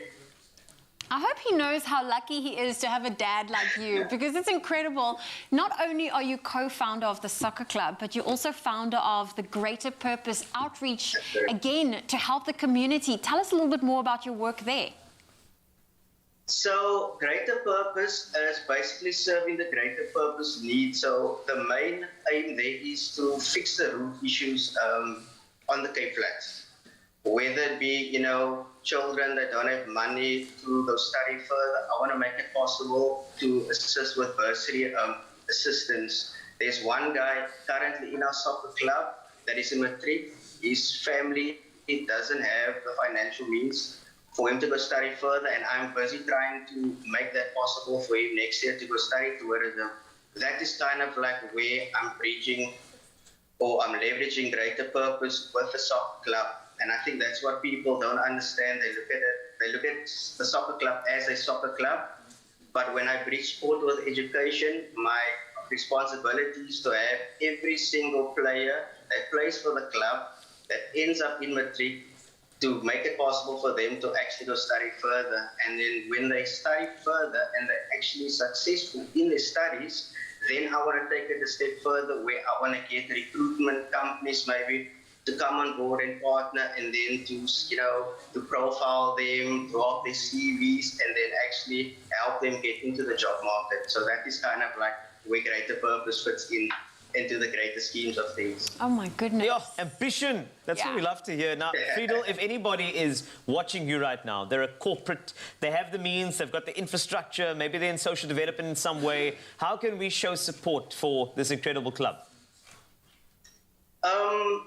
there is a few things. Number one, I would say to volunteer. For big corporates, I would actually say, you know, if you see that this is something that you like to take on as a CSI project, especially to empower these young kids through education, and you see that there's synergies, please feel free to make contact with me. Also, NGOs or sports professionals, like let's say Cape Town, which is now Cape Town Spurs, you know, Cape Town City, to help, you know, these kids actually get into that ecosystem of an academy, because that is what I'm trying to do now. I'm also trying to build on another leg where it's more of an academy, where we actually have these, how can I say, holiday clinics, and actually nurture them through, you know, certain skills, like getting maybe a sports professional helping out, you know, promoting gender-based violence, you know, saying no to crime. So I want to also kind of like create an awareness aspect. So we actually learn the kids, instead of, you know, playing soccer, this is why we're trying to let you get into soccer or away from, you know, the social ills of society. So yeah, any NGO, NP organization that shares the same synergies, feel free to make contact with me. There we go. Well, Friedel, thank you so much for the incredible work you're doing, not just in the lives of these young men and these boys, but congratulations on the vision that you have going forward. I think it's unbelievable, and definitely anyone that can show their support should do that. Thank you so much for your time this morning. Thank you for having me. There we go. Keep Friedel. well. Thank you. That was Friedel Gertze, the co-founder of the Young Tornado Warriors Soccer Club, who's walking a long but worthwhile journey with the youth of the Western Cape. But don't go anywhere. We're coming back on your Feel Good Breakfast show with some gospel music and a delicious recipe in the kitchen.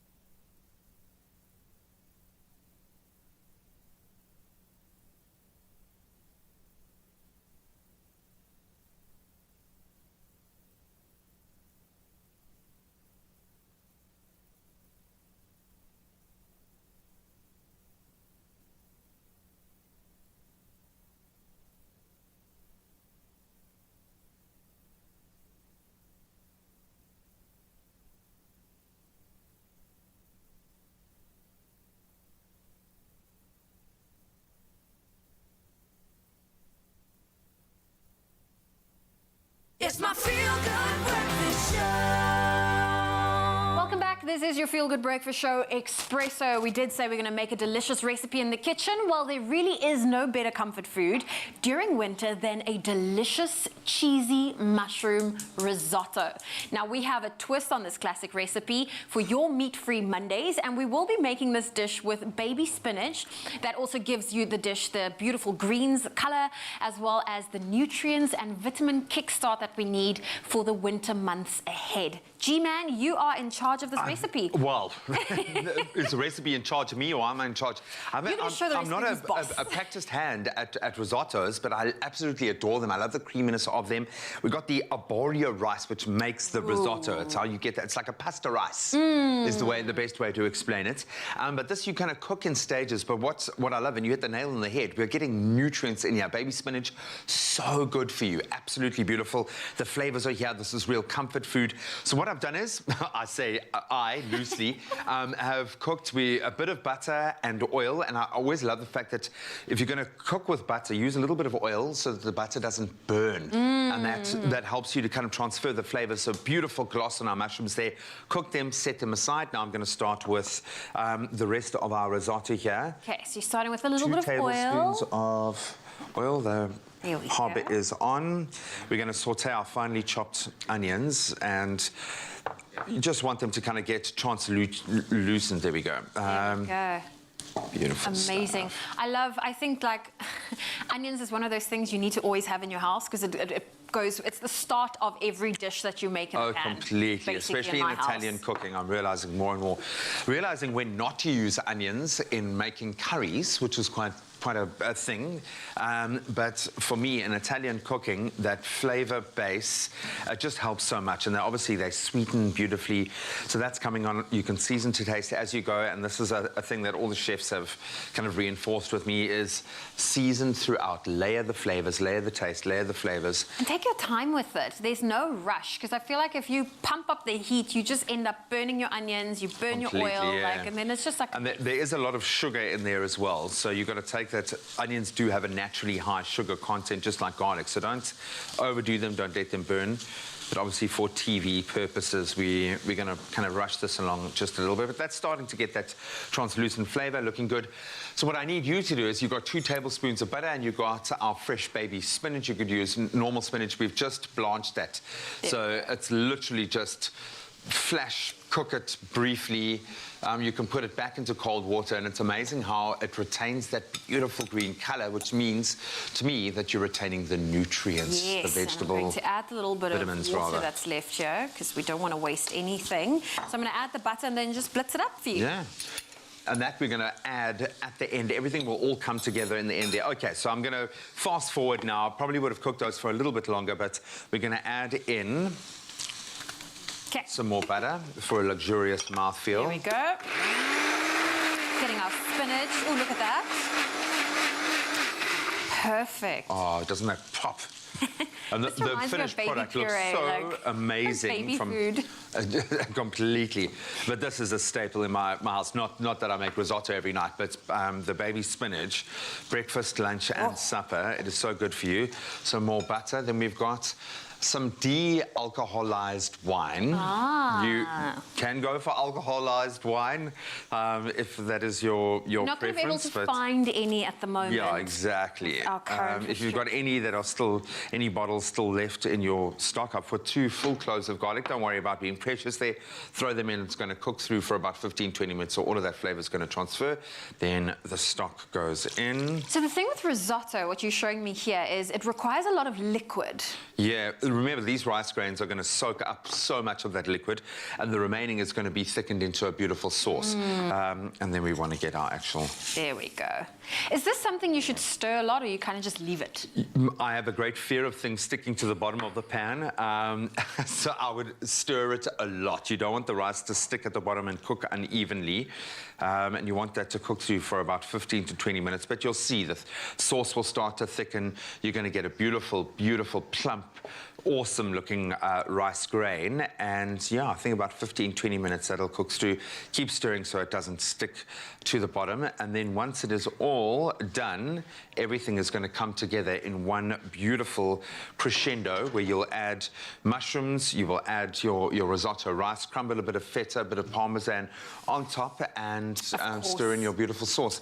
So that is yours to go. And this is amazing. I'm going to give it a taste. And we do have our spinach, feta, and mushroom risotto. And I'm for thinking your the feta is going to make it creamy. It's going to have a beautiful mouthfeel, at least it should, but you should get those buttery flavors. And you can find this recipe on expressoshow.com. And what's the verdict? This is good risotto. You get a taste of the mushrooms. You don't taste the spinach, but you know the nutrients are there. It gives you the color. And I love the cheesy effect, and especially topped off with the feta is delicious. This is breakfast. It's breakfast, lunch, and supper. It's filling. A meal like this goes a very long way, so it's great value as well, I think. But it ticks all of those boxes, and it's beautiful comfort food. If you're going to have soup for lunch, then you can have risotto for dinner. But as I said, you can find this recipe on expressoshow.com. Yay. Now, lots of eating, eh? Yeah, Did you hear? So, good. just like, that's breakfast. Must be nice to eat, Must thanks. be nice, yeah. But it's okay. I think it's good to also win some things that can give you a lifetime of fantastic, healthy eating, and nothing brings people together like good food. So we recently gave one lucky viewer the chance to warm up their winter with a never-ending list of wholesome, hearty meals made in their very own Instant Pot Duo Crisp and Air Fry to the value of 4,999 Rand. And what better way to really start the week than with a winner announcement? Yeah, yes. So as usual, let us get a drum roll. Our winner is Lelwe Mapumulo. Yes! Now, we asked you to tell us why you would like to win an Instant Pot Duo Crisp and what's the first dish that you'd make in it. And Lelwe said, I would make my husband's favorite oxtail and indombolo. Those are those dumplings. Yes. Oh, we absolutely love it. And then followed with a salted caramel cheesecake for dessert. Oh, and I'd also use it to meal prep for my daughter's daycare purees, as well as biltong to snack on during the day. All in one with the hashtag InstantPotSA. Wow. Wow. Okay. Wow. Lelwe, thank you so much for joining us on Expresso. How are you doing? I'm well, thank you, yourself. I'm very, very well. I'm actually quite jealous because, Yes. I mean, did you hear that menu? Wowza. I've actually been getting more recipe requests from my husband now. Is there going to be any leftovers? Because we have barakat bakkies and we can ready. come through. Let us know. The sugar for me, basically. That's great. I mean, you know, I know that you have a lot of ideas. Tell me about why you're so excited to potentially win this prize. You know, one appliance that could do almost everything, because you know how kitchen spaces are. You don't have a lot of space. Yeah. And it's not nice having everything everywhere, and it's also trying to pull something down. So at least I can pop something in and then carry on with cocomelon, and then go back and have a good meal to come back to. Ah, well, look, is it really that? I haven't had a pot, that's why we're so jealous.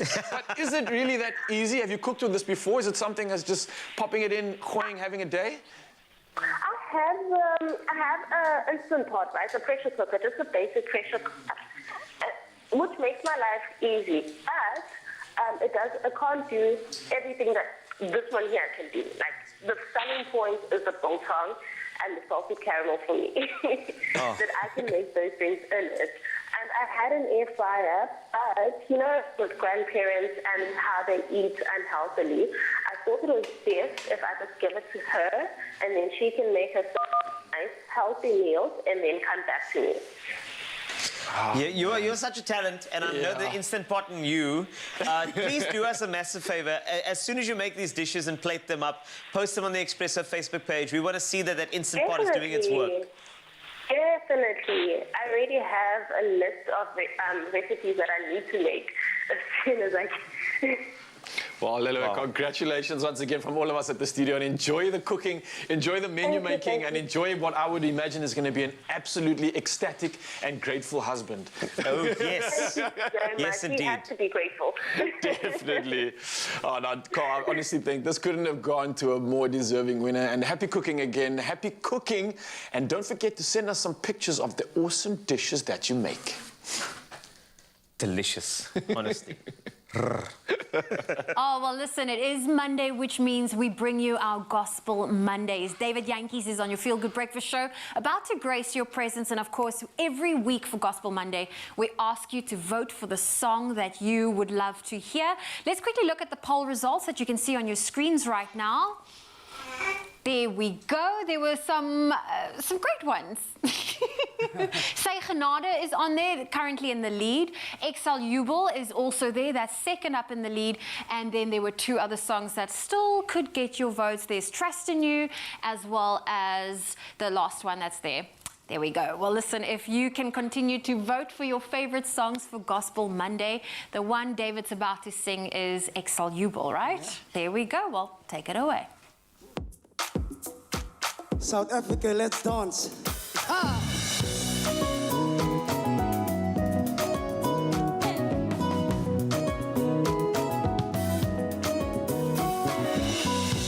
Al gaan ik hier het al van doodskadie. Sal ek hier nog nou vrees nie. met mij. Je is mijn toevlucht in mijn schuilplek.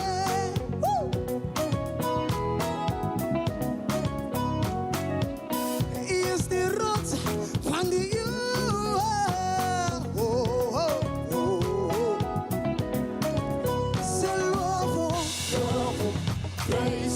Hij is die moeite waard. Here we go. Say ik zal je wel, ik zal jij tot een alle jaren. Ik zal je wel, ik zal jij tot een alle jaren. Ik zal je wel, ik zal jij tot een alle jaren. Ik zal je wel, ik zal jij tot een alle jaren. Ik zal je wel, ik zal jij.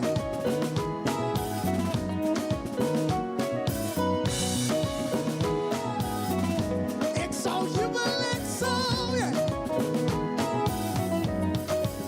C'est l'uovo, preso.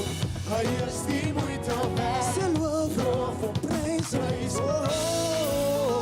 Ik zal je wel, ik zal jij tot een alle jaren. Ik zal je wel, ik zal jij tot een alle jaren. Ik zal je wel, ik zal jij tot een alle jaren. Ik zal je wel, ik zal jij tot een alle jaren. C'est l'uovo, hij is die moeite waard. C'est l'uovo, preso.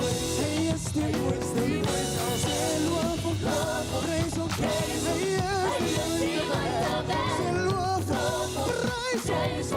Hey, here we go. Everybody say. Ik zal jij tot een alle jaren. Ik zal je wel, ik zal jij tot een alle jaren. Ik zal je wel, ik zal jij tot een alle jaren. Ik zal je wel, ik zal jij tot een alle jaren. Ik zal je wel, ik zal jij mama alle jaren. Ik zal je wel, ik zal jij tot een alle jaren. Ik zal je wel, ik zal jij tot een alle jaren. Ik zal je wel, ik zal jij tot een alle jaren. Kom eens dans. Hey. Hey. Hey.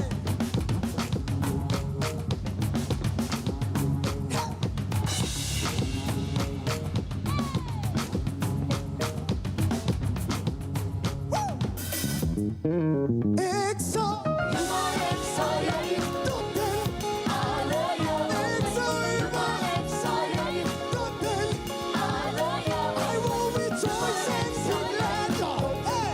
Alle jaren. Ik zal je wel, ik zal jij tot een alle jaren. Hey. Hey. Ik zal je wel, ik zal je. Ik zal je wel, ik zal je. What an incredible performance. Excel Jubel. David Yankees, thank you for joining us on the show. And of course, bringing that joy to our, it's a celebration for our Gospel Monday. It is, man. It All is. about bringing hope. That's right, bringing hope, and you're certainly bringing that hope to your Feel Good Breakfast show. Don't go anywhere. He'll be back with another performance, as Say Genade is another track that's leading the polls at the moment. So if you still want to go and vote for a track that you would love to hear David sing, why don't you head on over to our Expresso social media pages and cast your vote.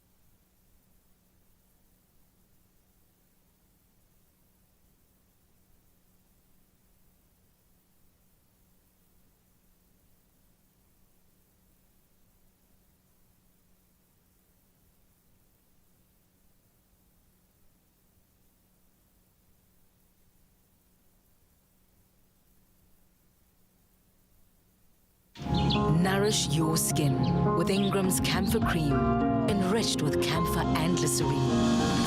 Trusted to restore and repair dry skin. Ingram's, your skin, your brave.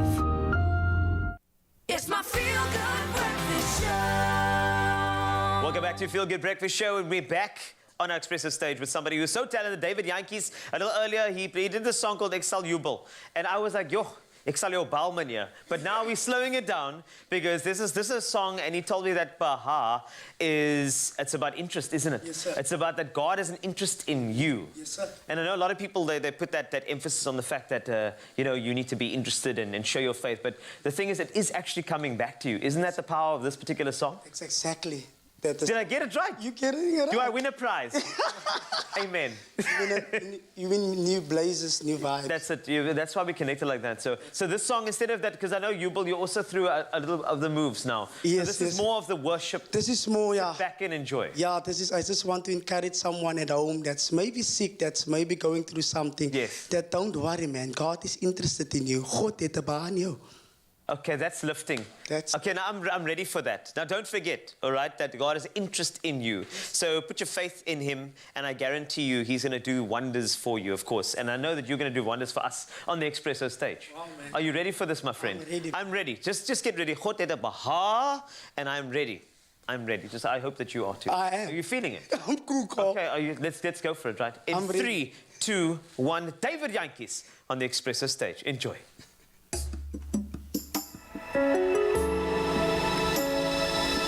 Dit maakt niet saak wat jy deurmaak nie. Weet net dat God stel belang in jou.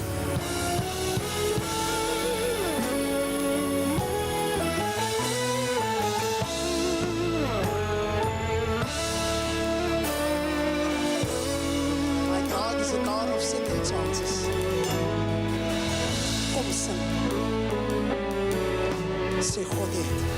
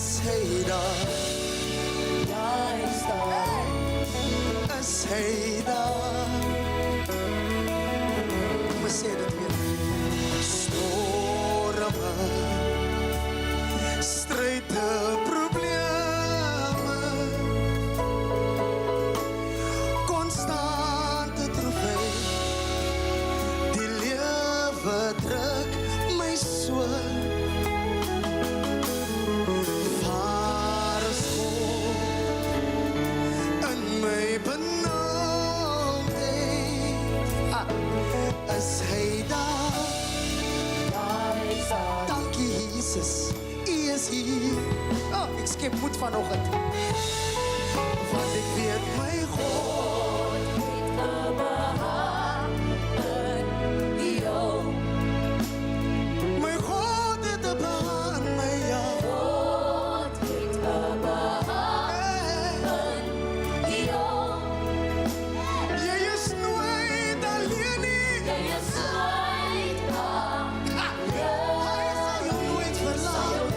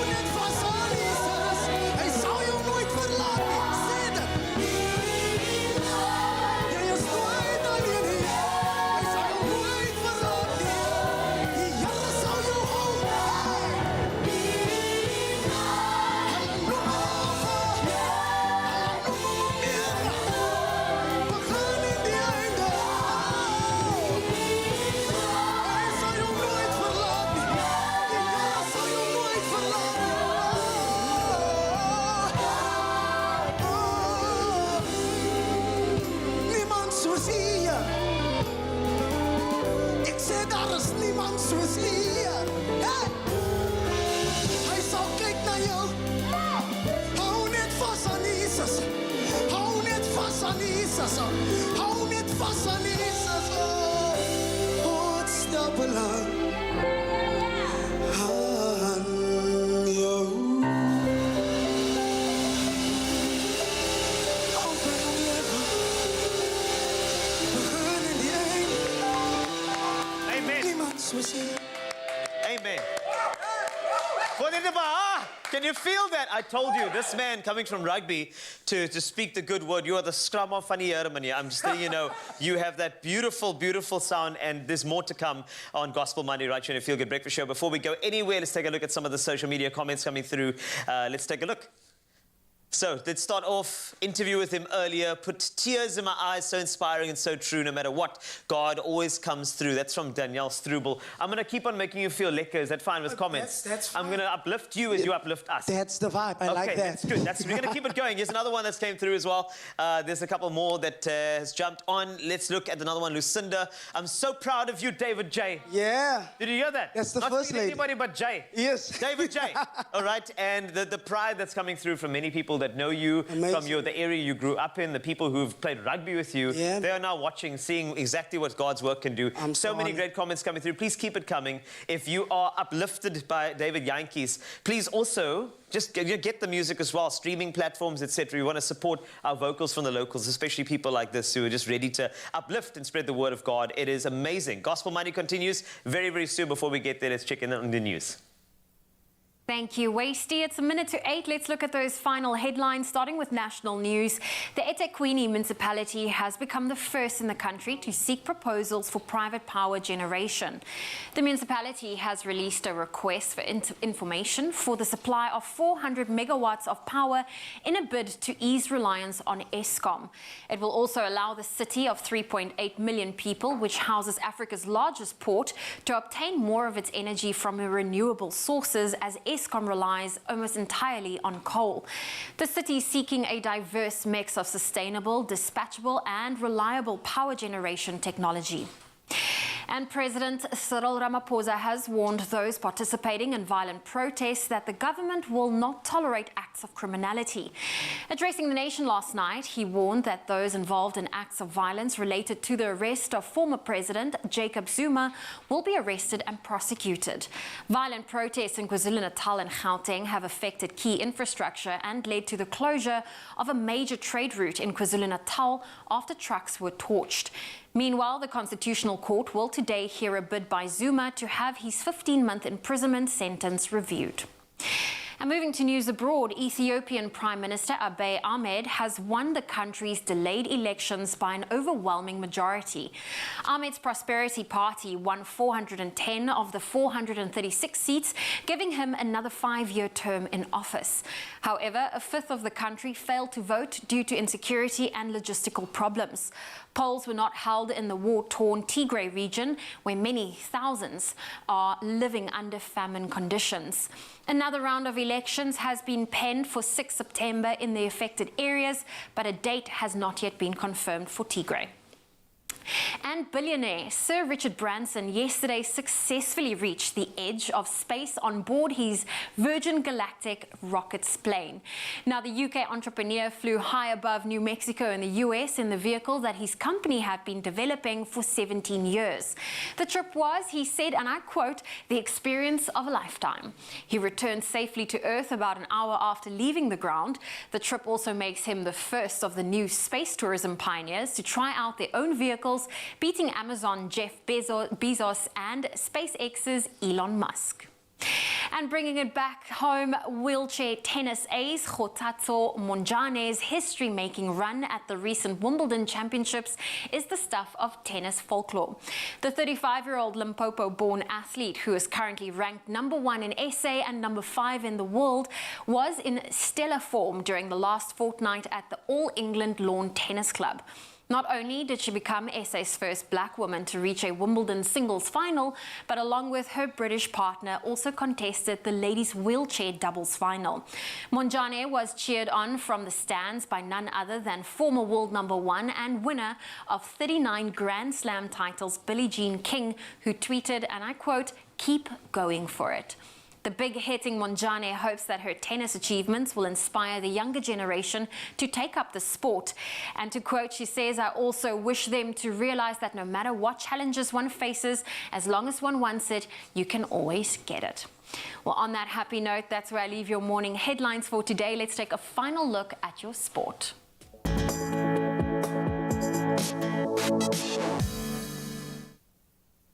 Thanks so much, though. Let's start with cricket. The first ODI between Ireland and South Africa has been abandoned due to rain. So the rain had the final say as the first one-day international match between Ireland and South Africa at the Malahide Cricket Club in Dublin was abandoned yesterday. Proteas skipper Themba Bavuma won the toss and asked the home side to bat first. Ireland went on to post 195 for 4 in 40.2 overs, thanks to half centuries by William Porterfield and Andy Balbirnie. When the rain stopped play and continued to fall, the umpires were then forced to call an end to the match. So that makes the second ODI all the more important, and Ireland and the Proteas will again lock horns tomorrow at 11:45 in the afternoon.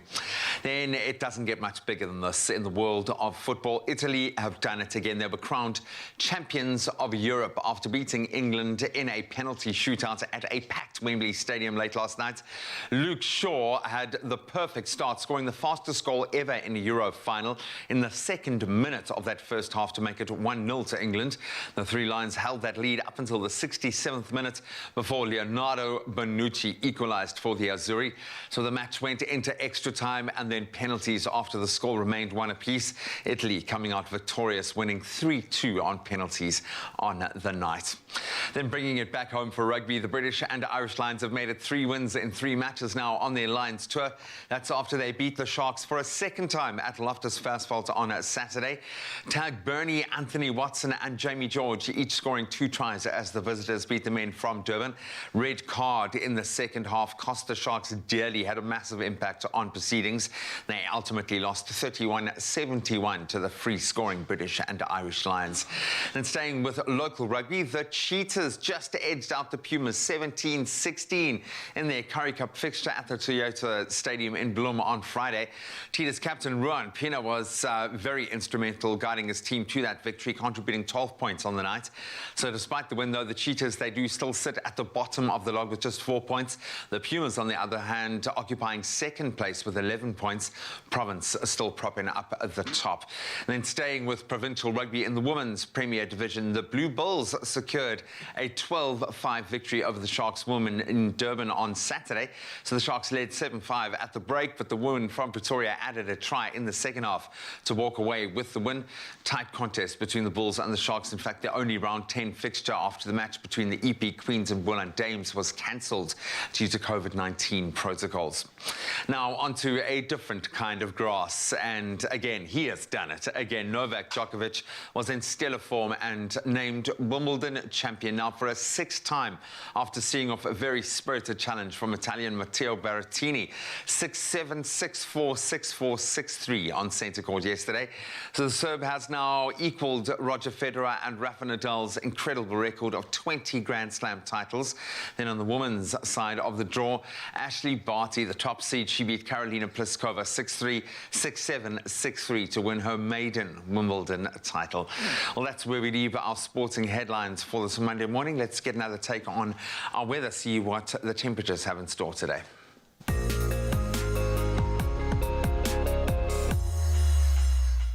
Well, let's wrap up the weather for the morning. And weather-wise, Cape Town and environs still hug centre stage as yet another cold front is forecast to hit the mother city. That's this morning. It's also likely to be wet, cold and miserable in many other parts of SA for the most of the week. Gale force winds, extreme cold, considerable snowfalls from 5 to 15 centimetres deep. Huge waves and rainfall leading to flooding are the conditions the SA Weather Service has issued to people living in the Western, Northern and Eastern Cape provinces for this week. Flooding in formal and informal settlements elements in Cape Town, Drakensberg, as well as Stellenbosch areas are also expected. Snowfall is forecast along the Western Mountains, and the Weather Service warns that the cold weather and snow can lead to the loss of vulnerable livestock as well as crops. Now, while we love our local viewers, we also love to acknowledge our growing international audience who tune in via the Africa channel as well as YouTube.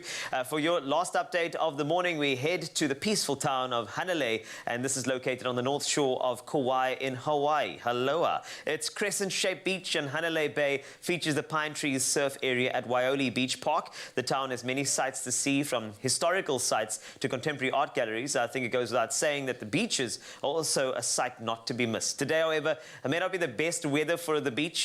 This is because of the cloudy day expected, as well as some showers forecast for the day, and the maximum will still be a very, very warm 30 degrees Celsius.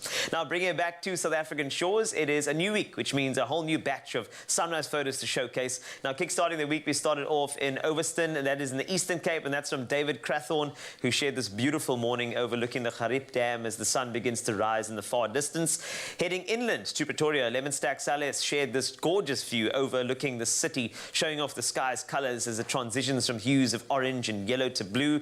7 a.m. saw Michelle Delafontaine send us this from Durban, this beautiful photo taken showing off the clouds being illuminated by the sun. And last but not least, a little further down the coast, we received another great photo taken from Wolfgang Klinger from Saldanha Bay, showing some low-lying fog in the area from his high-lying position. Now, thank you to each and every one of you, the amazing, incredible view who sends us the sunrise views. Please do continue to share it with us on a daily basis. You can just send it over to the Expresso Facebook page, and please add your location so we can give you a quick temperature update as well. Talking about temperatures, let's head to those. Polokwane, good morning. Goeiemorgen to you, 8 to 22. Bombela, you can expect 12 to 29. Pretoria, 7 to 21 degrees Celsius. Johannesburg, you start at 4, but you're up to 17 later. Mahikeng, 6 this morning, 24 this afternoon. Klerksdorp, 5 to 22. Kimberley, a low 2, but you rise to 24 later. Bloemfontein, 0, up to 22. Richards Bay, 16 to 27 today. Pietermaritzburg, 9 to 28. Durban, you can expect 17 this morning, up to 27. Mthatha, 7 to 26. East London, 10 to 29 degrees Celsius. Cradock, just 2, up to 25. Gqeberha, 8 to 22. George, 6 to 18. A 60% chance of rain in your area. As mentioned earlier, 80% chance of rain in Cape Town, 9 to 12. Worcester, 6 to 12 for you. Sutherland, -1, up to just 9 degrees Celsius. And then Upington wrapping up with you as per always, 3 to 22. And that's a wrap of the temperatures, as well as your sunrise photos and some weather news as well. Remember to send those sunrise photos intermittently throughout the week. Maybe you can see yourself during this weather segment. It is quite a chilly week ahead, no matter what lane you're in. However, if you are in Siervender, it might be even better. Well, it's certainly going to warm you up from the inside out. There is something very special heading your way. That's right. We are also joining the Forever Flexa hype. That's, of course, going to be taking place on Siervender over the next 3 days. We're going to connect with the creative director, the director, as well as some of the cast members after this.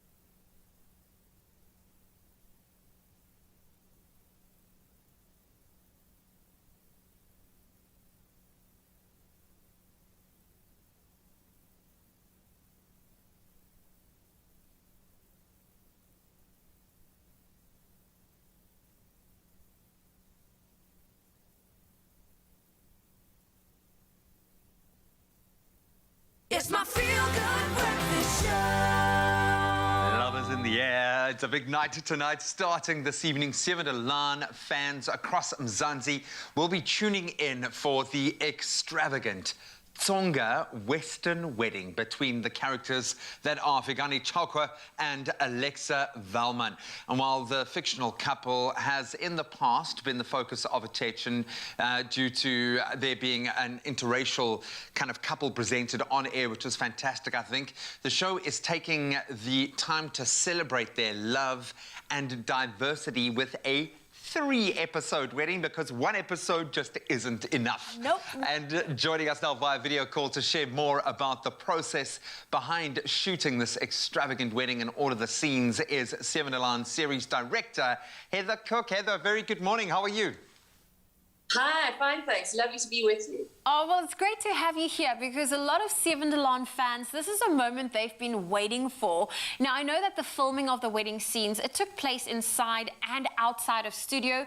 From a logistics perspective, what was that process like putting this together, because it's playing out over 3 episodes? So normally with soap, we shoot 6 episodes a week, and we had 3 episodes and 4 days to film it, but they were massive episodes because we wanted to give both Afrikaans and Tsonga culture to celebrate it properly and over 2 weddings. So we shot quite a lot of stuff in studio, but we had a whole lot of completely new sets that would only get used for 1 or 2 scenes. So we had a chapel set, we had a reception set, we had areas where people would get dressed before the wedding, and then we had to do the Tsonga wedding, which takes place in Bushbuck Ridge. And obviously we couldn't send all our cast and crew to Bushbuck Ridge.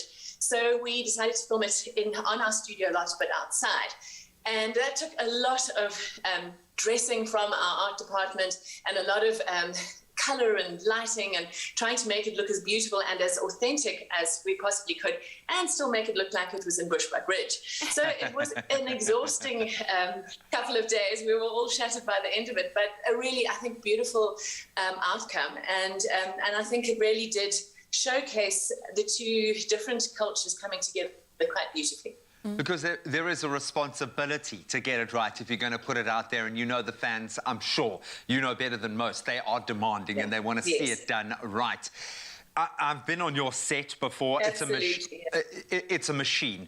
It works so quick and so fast. And I would imagine having to kind of shift from that kind of setting would have been both cool and very challenging. So what were some of the nice opportunities involved in changing the locale just a little bit?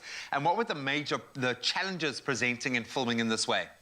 So we did want to make it feel like it was at Bushbuck Ridge. So we took a small unit to Bushbuck Ridge itself, and you'll see the most beautiful drone shots and really get a sense of the landscape that Tsonga culture comes from.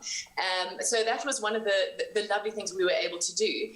And the other thing was then back at studio was to try and make a studio lot look like it was Bushbuck Ridge.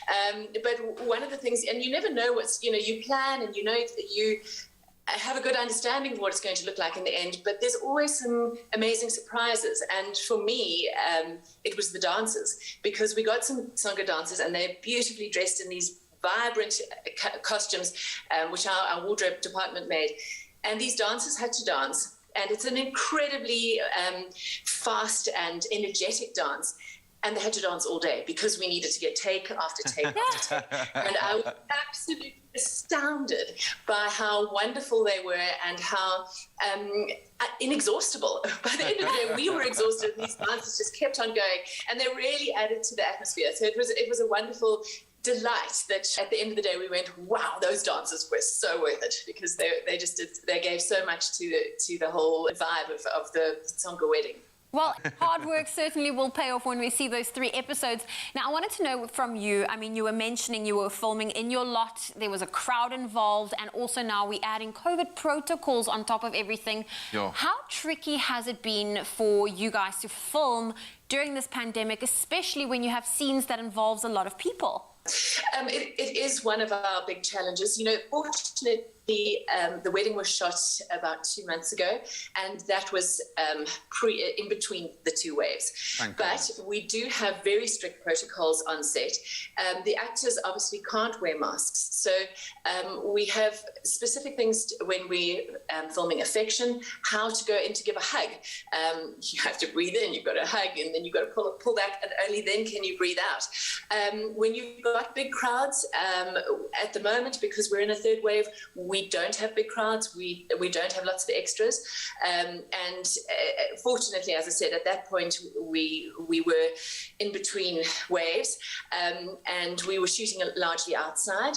The inside scenes were our cast and our crew, and we do have specifically on set other protocols that we sanitize everything all the time. All the crew wear masks all the time, and we try and keep distance between not only our crew but our cast. In things like weddings, that kind of thing, we just make sure that we're as safe as possible. We do make sure that there's a lot of testing of our cast during a wave, and we've just got to do the best that we possibly can. Yeah, we can certainly relate on our set here. We've learned now how to make the adjustments, and I think as an industry, we're doing an incredibly good job. I've just got one more simple question to ask. Are die-hard fans of the show going to cry when they see this wedding? Well, I was watching the episodes again this morning, and I did. And I've seen that a lot. And there's some very beautiful moments. You know, the Western wedding, we've got singer Leah performing for us. And it's when Alexa arrives in the most beautiful gown you've ever seen, and Chris has to give her away, and she walks down the aisle, and Fikani sees her for the first time. I don't think there's going to be a dry eye. It's a very beautiful moment. And that's always my favorite part in any wedding anyway. But Heather, thank you so much for giving us some insight, some of the behind-the-scene logistics that went into this highly anticipated and very glamorous wedding that we will be seeing on our screens from this evening. It's a pleasure, and I hope you all enjoy it. Thank you, Heather. Oh, man, it's going to hit me in the feels. I have no doubt, you know, being engaged and thinking about my own wedding. I love this, and I cannot wait to involve myself, become fully immersed. All the love will flow, the highly anticipated and what sounds like very glamorous wedding between the couple that is going to be featured on the show is going to be happening over 3 episodes, as we said, Monday, Tuesday, and Wednesday this week. And, of course, you can catch it, as always, at 6 p.m. only on SABC2.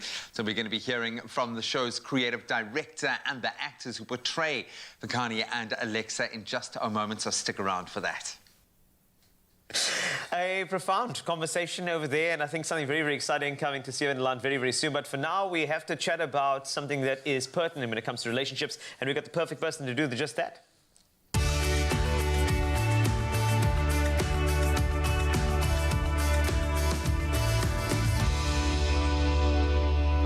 You hear that music, everything just seems so much more calmer and relaxed. We're on safe hands, and we are celebrating, because we are celebrating an interracial and intercultural love right here on Expresso today. It's been the theme of the show. And when we consider that these types of relationships have faced social, religious, and legislative restrictions in the past, it's good to assess how far have we actually come.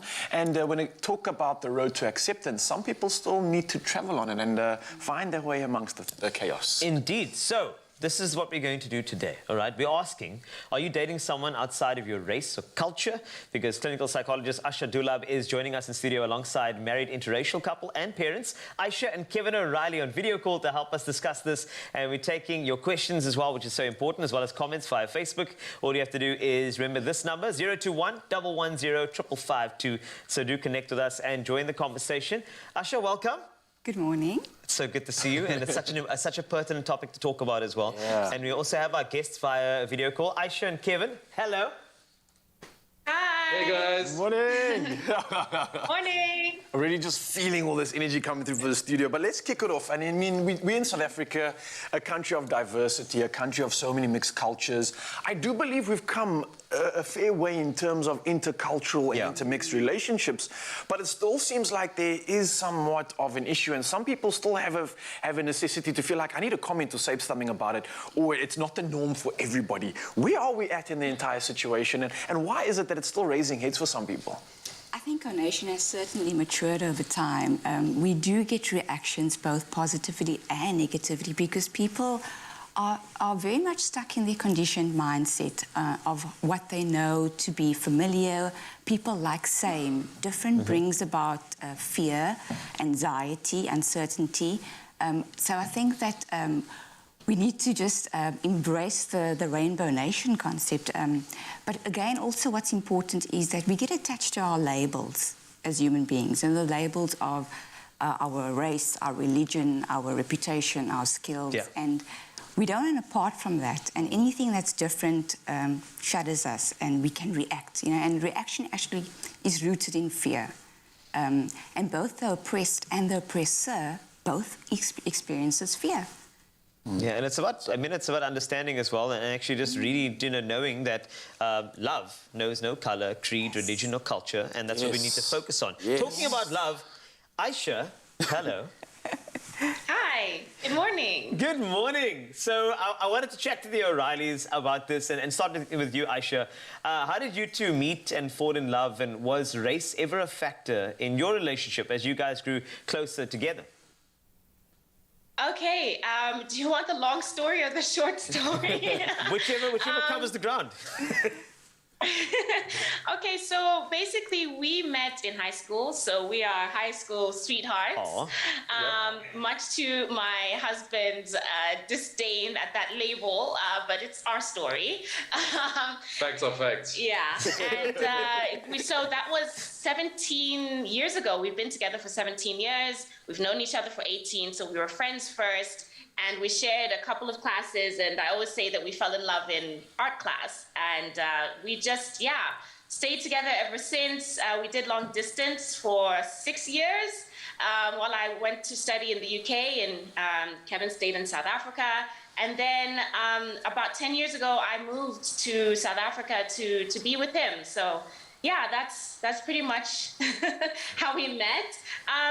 For the question about our race and if it was ever a factor, honestly, it dawned on me maybe once or twice that he was a white guy, and almost like what's going to happen, especially in our school, even though it was very diverse, but we didn't really, I don't know, white and black students didn't mix a lot, to be honest, at that point. But we just really clicked, and we just, we fell in love, and I would say that I fell for him really, really hard. And we've after that it was just no issue, no problem, no issues with our family, our friends, none of that. Oh, what a perfect example of what South Africa should be, and I think the rest of the world, if you really think about it, it just comes down to being humans. And look at these two beautiful humans right here discussing all that is love, and it doesn't need to be more complicated than that. And this is what I love. We are going to be continuous conversation. Aisha and Kevin are going to be with us. We're going to be chatting more about the beauty and the love within this couple and everything that they maybe had challenges with getting to this point, of course. And the question is, are you dating someone outside of your race or culture? Well, don't worry. Aisha and Kevin are all here today to help us discuss this topic, so don't go anywhere.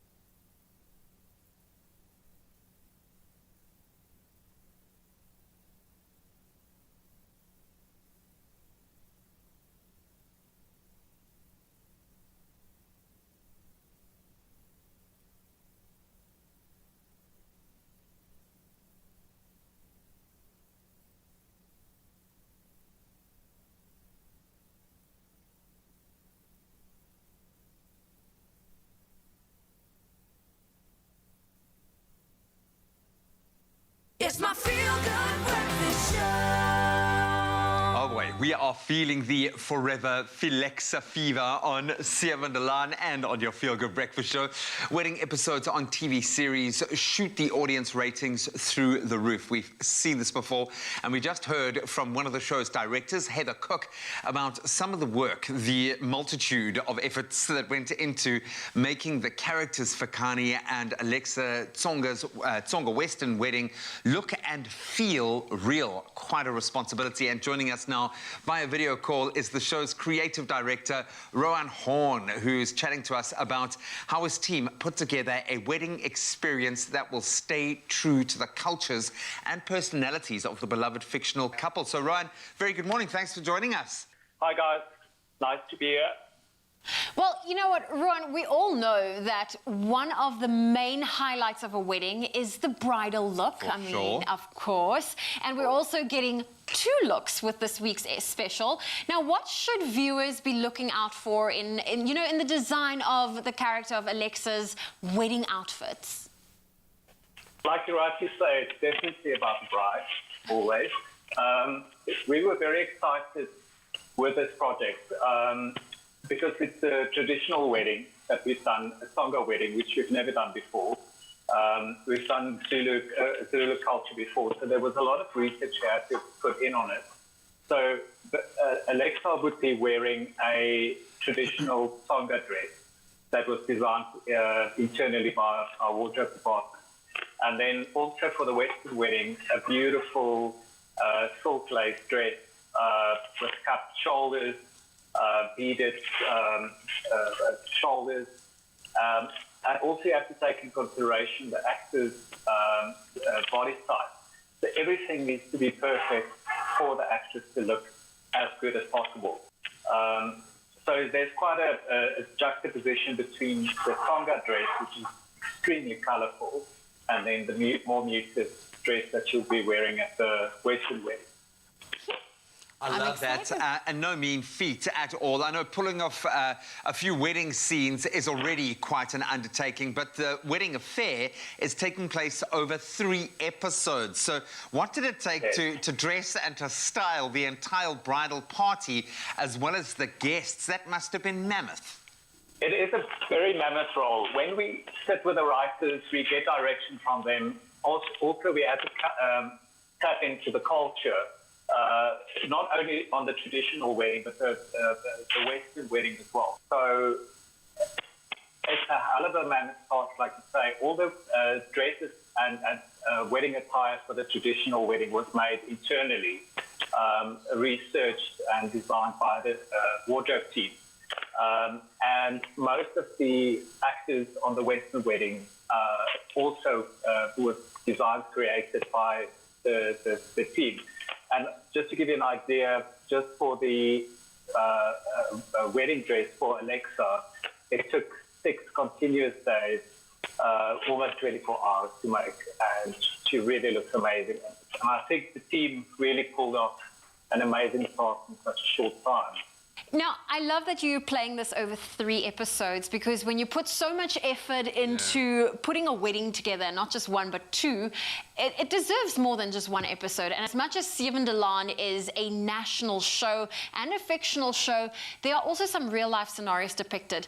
Now, how did the team go about really merging and blending the cultural consultations that was needed in order to really honor the wedding traditions and processes that we'll be seeing this week?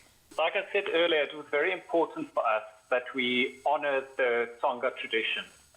For myself, it was a completely new experience, an eye-opener when you go very in-depth into what it entails to honor the tradition.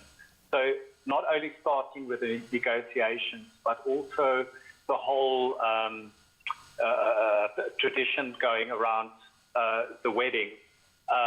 So we consulted with Dr. Baloy, who was the cultural advisor, started with his storyliners and the script team, and we got a lot of advice from him, even down to, not only for the tradition, but also for the correct look of the actors, what is the order in which these traditions happen, and also music.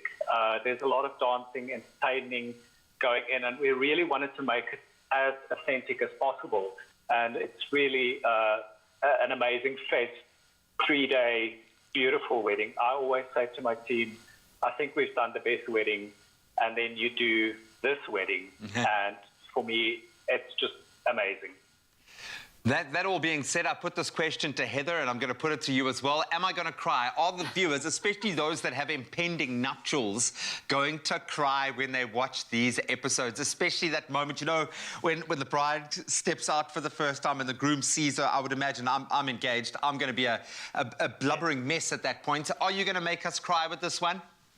Graham, we are definitely going to make you cry at that moment, but you're going to cry every day.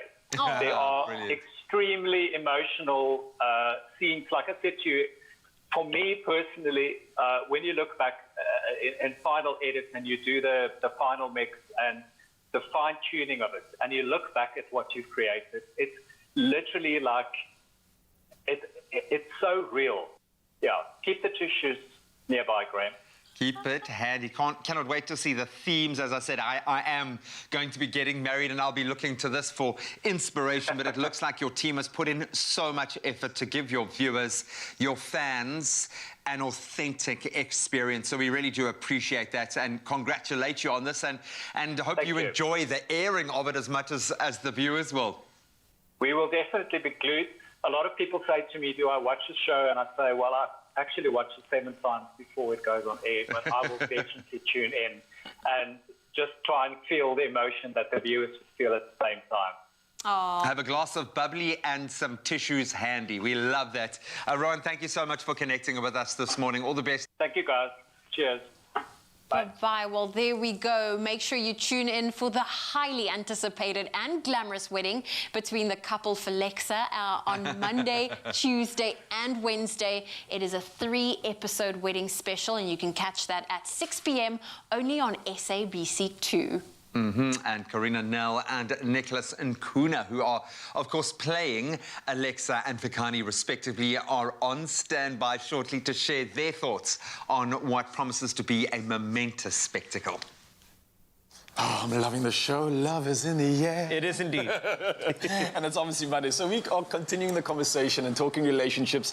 And we're asking you, are you dating someone outside of your race or culture? And we are back with our clinical psychologist, Asha Dulab, in studio, as well as our married interracial couple and parents, Aisha and Kevin O'Reilly, on video call to unpack this topic. So, Mzansi, come weigh in on this conversation. We've got questions, we've got comments, we've got Facebook, we've got all the social media channels, so you can weigh in on this. We want to know what you think. But, Kevin, while I still have you on the line, you still with us? I'm still here, mate. Kevin, earlier we were having a great chat about how you guys met, the start of this love journey. But for me, I want to propose the question to you because, look, it's one thing dating and being involved with someone, but it's another complete different ballgame when you decide to get involved and actually go through with a marriage. Now, marriage comes with a lot of obstacles, a lot of challenges, and a lot of perceptions about what's right, how do I do this? What was the experience like for you? Was it something that you just invited with open arms? Or was there a lot of hesitancy and maybe external negativity also impacting that? It's a great question, and the answer is no. There wasn't any external negative influence on the whole affair. Both sides of the family were very excited about it, and personally, my view was, this is, different, but it's exciting. And, because I'm not that familiar with the traditional Tanzanian way of doing things, I was very much led by some very, very close friends of mine who are actually Tanzanian, who assisted me a lot in the process and the negotiations and the dowry and on the day itself. And it was such a fantastic experience because everyone was there for the same reason and the same goal, and that was just to see us happy and for this union to be made official on both days. And so it was everybody coming together for the same thing, and that's what made it really special. You guys are really special. Can I just say that? You guys are absolutely phenomenal. And I think that you're also well framed because your wedding picture's in the background perfectly. So well done. It's there all the time, guys. Okay, I don't know. That's not. But Asha, just to bring you in here very, very quickly, you know, I look at them and they're like the benchmark. Yeah. But I know there are some people who are struggling with outside influences with regard to their relationship. There are people who do struggle, and if you could chat to them sort of directly, they're in love. And you know what? When you are in love and you have a couple, you want people to be proud of the person you're with, along with you. And some people struggle. So what would you say to those type of couples who want to get to, this level? Yes. I think that the struggle comes from the outside. You know, people just need to embrace the love that they have. Love transcends. You can see this with this beautiful couple here. But also just have the compassion and understanding for those that are not so open to it, or perhaps rigid-minded. Yes. Because they too come from a story. Yeah. And everyone has a story, and every story has its place. So true.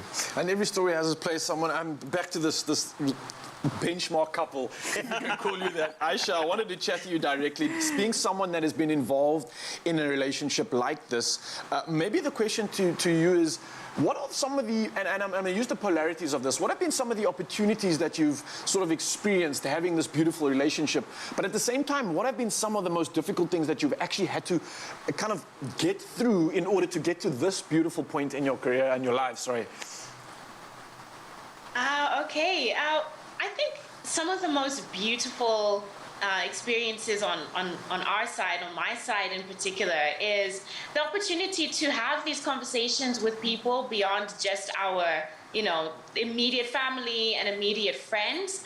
Because as Kevin said, everybody on our side is very understanding, very open. Everybody accepted us as a couple. If there was any kind of hesitance on our side, it was more like that we had started our relationship very early. So it was more of a question of how young we were when we fell in love and we got serious about each other, but it was never about race. But being a social media influencer and being online and being in our marriage, that has opened up a lot of opportunities and conversations that I'm able to have with people who aren't necessarily exposed or have the privilege to be friends or family of somebody who's in an interracial marriage or couple. So that's definitely been a huge positive that's come from this. And then from a more negative or challenging point of view, rather, is I think more some of the reactions that we have gotten. Most of them are really positive, and most of them are really encouraging, and we are helping to enlighten some people and maybe change some people's minds and mentalities. On the opposite end, we obviously, as with pretty much, I think, every interracial couple that I have come across, there is still some resistance, and some of it can be more on the negative side, and that's difficult. That is difficult. Most of the time when we're out in public, we're so used to it now. We've been together for a long time. This isn't new to us. So we're used to people in person maybe giving us a look, but it lasts for 2 or 3 seconds, and then we don't have to ever see them again. But being online, it means that there are comments on my content, on videos. We have a YouTube. Well, I have a YouTube channel. My husband features heavily on that. I have Instagram. So I do have quite a few of those people who want to, as Asha mentioned earlier, make their opinions known. And we also know that it's coming from fear, and it's coming from a lot of ignorance as well, because the people who do end up continuing to follow me, they usually change their minds if they were in that mindset of, we're not quite sure that in an interracial couple or marriage can last. So yeah, I think that kind of sums it up. Yeah. You summed it up beautifully, and I just want to celebrate you for not only a well-framed Zoom, but also for being so happy, so bright. And I know you got 2 gorgeous kids as well, who are just really lucky to have parents like you. So to you, Kevin, and to you, Aisha, thanks a lot for joining us and just sharing. I think you brought a lot of love to the show. Thank you so much. Thank you for having us. Thank you for having us, guys. It was a great conversation. No problem. I felt so good after this, man. I feel like there's hope in the world, Carl. There is indeed. Asha, thank you so much for joining us as well. It's so important to weigh in on topics like these. And remember, I think that the key thing here was love. It was. And that's the only thing that really does matter. Nobody else's opinion can change that. It's your love. It's yours. So just own it and live it.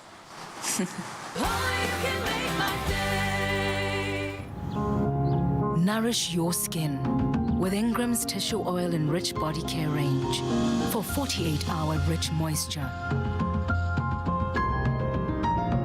Ingram's, your skin, your brave.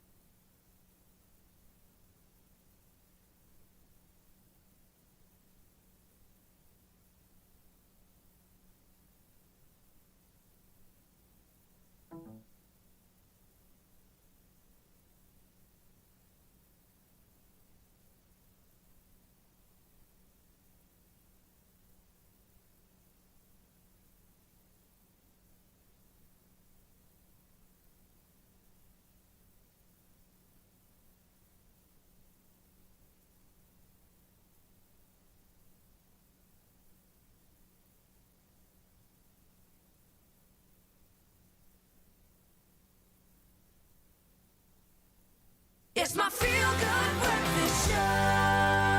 Love is in the air here on your Feel Good Breakfast Show. And no, I'm not talking about love in my life. I'm talking about the love story between Dryland characters Alexa Velman and Fakani Chauke, who made national headlines in 2019 when they shared the show's first on-screen interracial kiss. Now, the fictional couple is now taking the next big step in the relationship, as this week they become one in a two-part ceremony, a 3-episode Tonga Afrikaans wedding extravaganza. Now, joining us now via video call to share more about the significance of this very amazing celebration of love are Karina Null, who portrays Alexa, and then Nicholas Nkuna, who portrays Fakani. Lovebirds, a very good morning to both of you. Good morning. Good morning. I mean, we as Mzansi can't wait to see how this all unfolds this week. I mean, Karina, I'll start with you. Did you, as the actor, ever anticipate the attention that the kiss created? And also, how has the audience's appreciation of the couple's relationship changed or maybe even grown over time to the present? No, I don't think I anticipated the reaction. But, you know, I think there was some negative attention drawn to it, but I think more than that, there was also a lot of positive comments we got, and I think people were really rooting for this couple to get together. And when it finally happened, we also got a lot of positive energy, and you know, people just so happy that this couple eventually got together because they had a great friendship before this kiss actually happened. And, you know, I think our jobs as actors is going to set and telling real life stories that happens in our country, around the world, and we portray that story. So I think it was such a privilege for me and Nicholas to get to tell this story of two human beings really falling in love. And I think where we are now, people just love us, or the characters, as human beings, and not seeing color anymore, because they're having such a great relationship, and that's what people are really loving. It definitely sparked a conversation. I mean, I've seen memes about it, I've seen it all over social media. But I mean, for you, Nicholas, what do you think is the significance of this couple taking this step forward in marriage, of course, in light of the struggles they've overcome together in the storyline? I think it's more getting the trophy in the end. You know, when you race and they say, yay, you get the gold. I think it was important for me, at least when I look at both these characters, that they really sincerely love each other, as Karina said. And it's something so genuine that they have, you know. And we've tried, me and Karina, to really put the energy backstage to make sure that these people stay lovable and they stay connected. So I think, obviously, if people are so in love, what is the next thing? Is the big bang wedding. And I think they both deserve it. And I think they are both so genuine to this love, and they honor this love, and they respect this love. And I think also, just to say to the world, as Karina said, because we do portray real people, I think, hey, why not? Because somebody out there might look at this and say, I think it's time to take my next step. For sure. And sometimes we get so invested that we forget that you guys are actors. Like, this is not real life. But I mean, speaking about real life, Karina, as someone who has taken the trip down the aisle herself, what was it like being able to shoot the wedding scenes? And what do you feel like is the value of the cultural customs and also the traditions you have learned along the way with this wedding scenes? Firstly, I think it was really amazing that we got to do two weddings. Of course, the traditional Afrikaans wedding and then the traditional Tonga wedding. So there's two weddings, which is absolutely amazing. And it was so lovely for me as Karina to also learn, as you say, the traditions and the culture of the Tonga wedding and see what they do and how it works.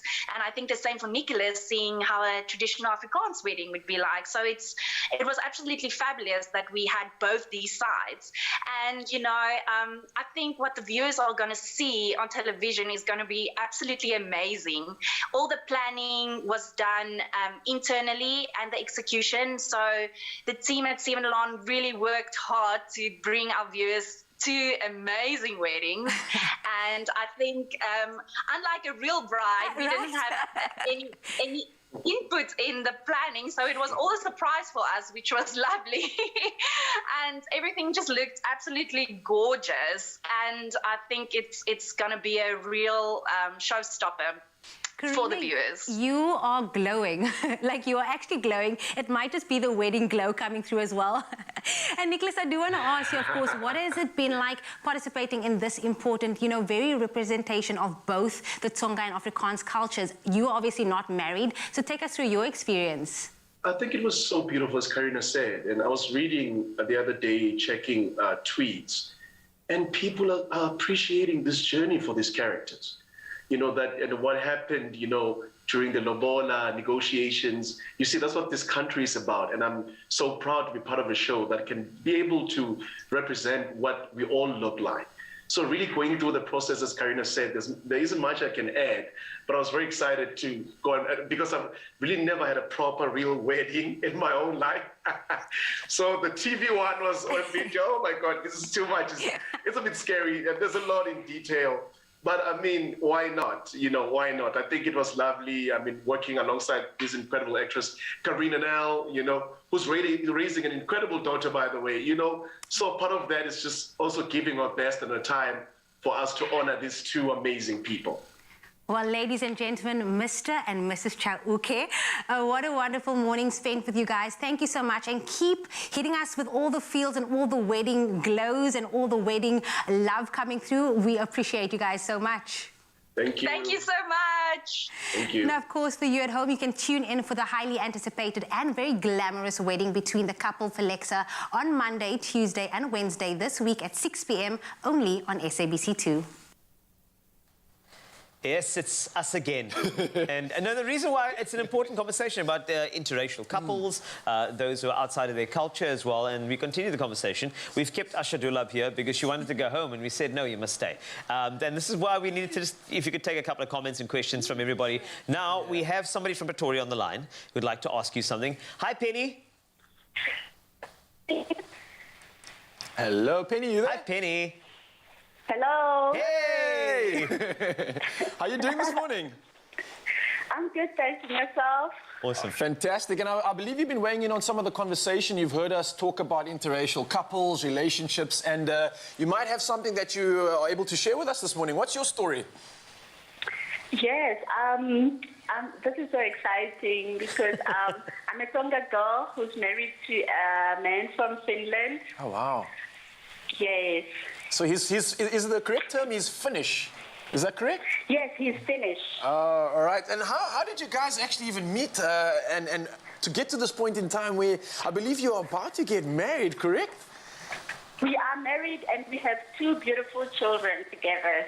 Oh, well, so what has it been like? I mean, my question to you is, has your relationship been able to focus on purely just love, or has the interracial aspect of it been a factor and been an influence on your guys' time together as well as with the family?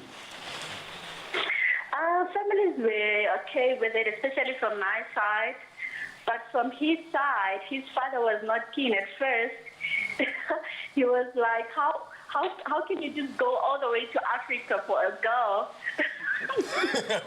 Well, it's you, But Penny. he eventually came around and accepted our relationship.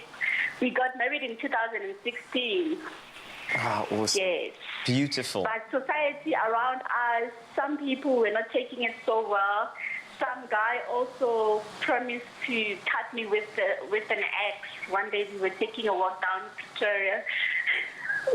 And this is something that, I mean, maybe Asha can weigh in this, because this is something we were chatting about off air, whether or not there is still this negativity. And for me, I don't know what your take is on this, Asha, but it feels like many people that have these comments purely have no understanding. There's no education and no real understanding of what love actually is. I don't know what your thought is on that. I think that there is subtle and gross discrimination that still prevails. Yeah. But at the same time, we're hearing a lot of positivity, a lot of transcendence. People are transforming, being more open to different relationships, different mixes. And that speaks volumes for our level of compassion, our empathy, our understanding, our awareness. People are evolving, people are growing, and that's what we are needing.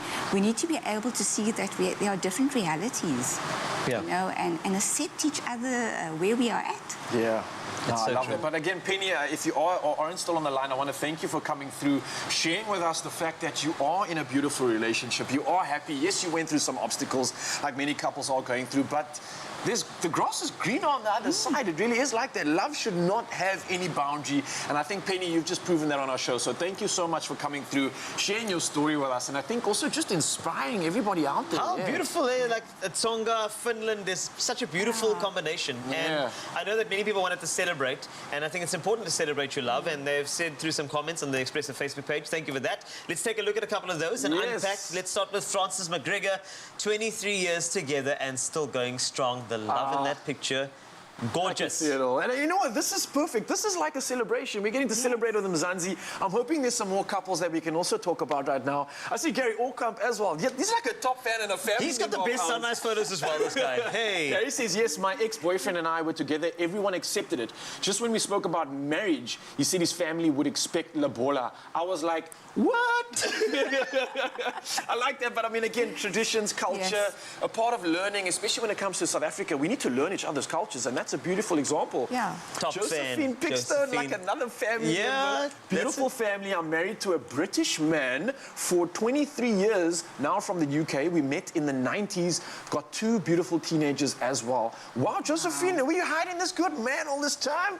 But I'm so, I love this. You see, Lenowait Jug Dut also has a story. 37 years together, interracial married couple. It's the Love Godly Foundation. Amen. Amen. Don't you find that to be a common trend, that there is always something that the relationship is based on, whether it's love, a higher power, or divine? It's that bigger picture that makes it work. And then lastly, we got, I think, that's it. I think what's important is from your side, Asha, just to wrap things up, you know how it is. Society needs to change, and that's going to take a long time. But in the interim, we can't wait for society. So just a quick one, once again, to any couple who is just celebrating love and is getting negativity from every single side, including the immediate family members, what are some of the things that they need to remember? Live joyfully, live responsibly, and I would say take away 4 words: right, wrong, good or bad, and just embrace life. I think we all want a sense of belonging and a sense of safety, and this need for approval and acceptance is ultimately what every human being wants. I love that. You are a human being, you are enough, and you deserve love. So go out and find it. Don't look at the color, don't look at the object, just look at the person inside, and that's all you need. As simple as that.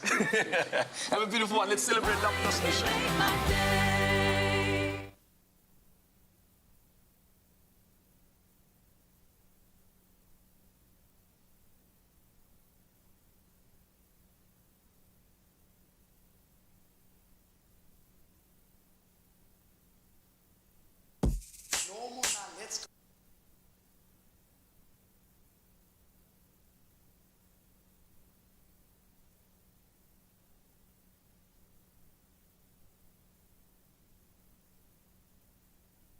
It's my feel-good breakfast show. Welcome back. Just a few more moments left to savor. We are back with singer and songwriter and just a legendary, awesome guy. David Jantjies is here. He is standing by to bring us another beautiful performance. Trust in you as we start this week off on just the right notes. And this, of course, got 31% of your vote on the poll, so hopefully one that you want to hear as well. Ladies and gents, the stage is yours.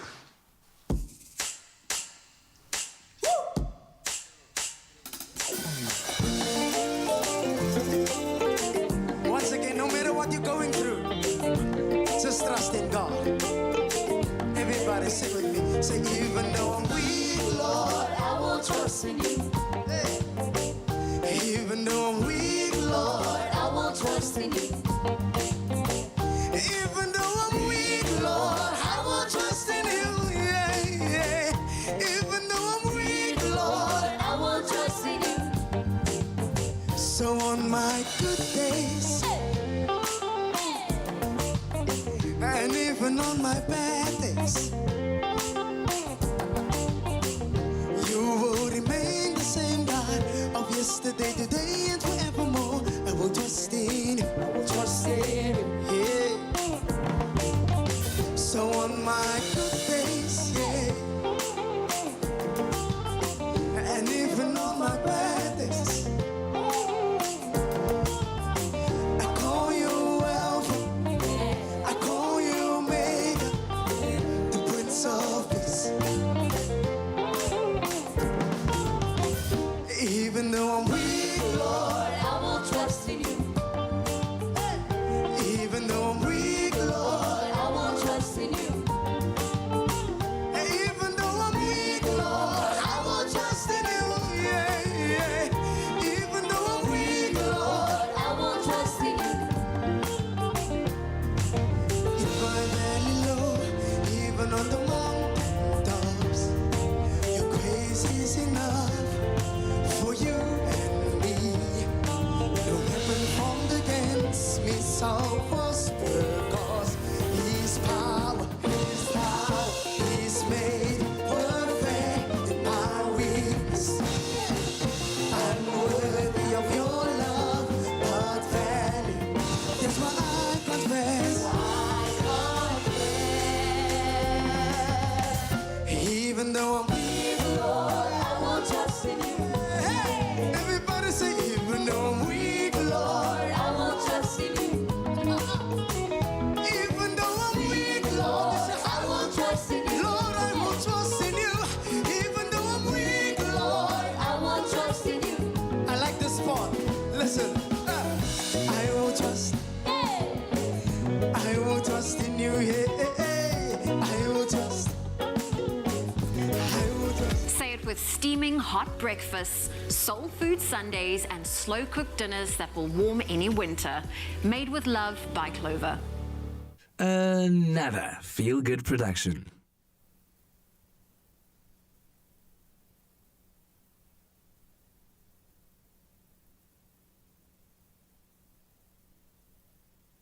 I will trust in you.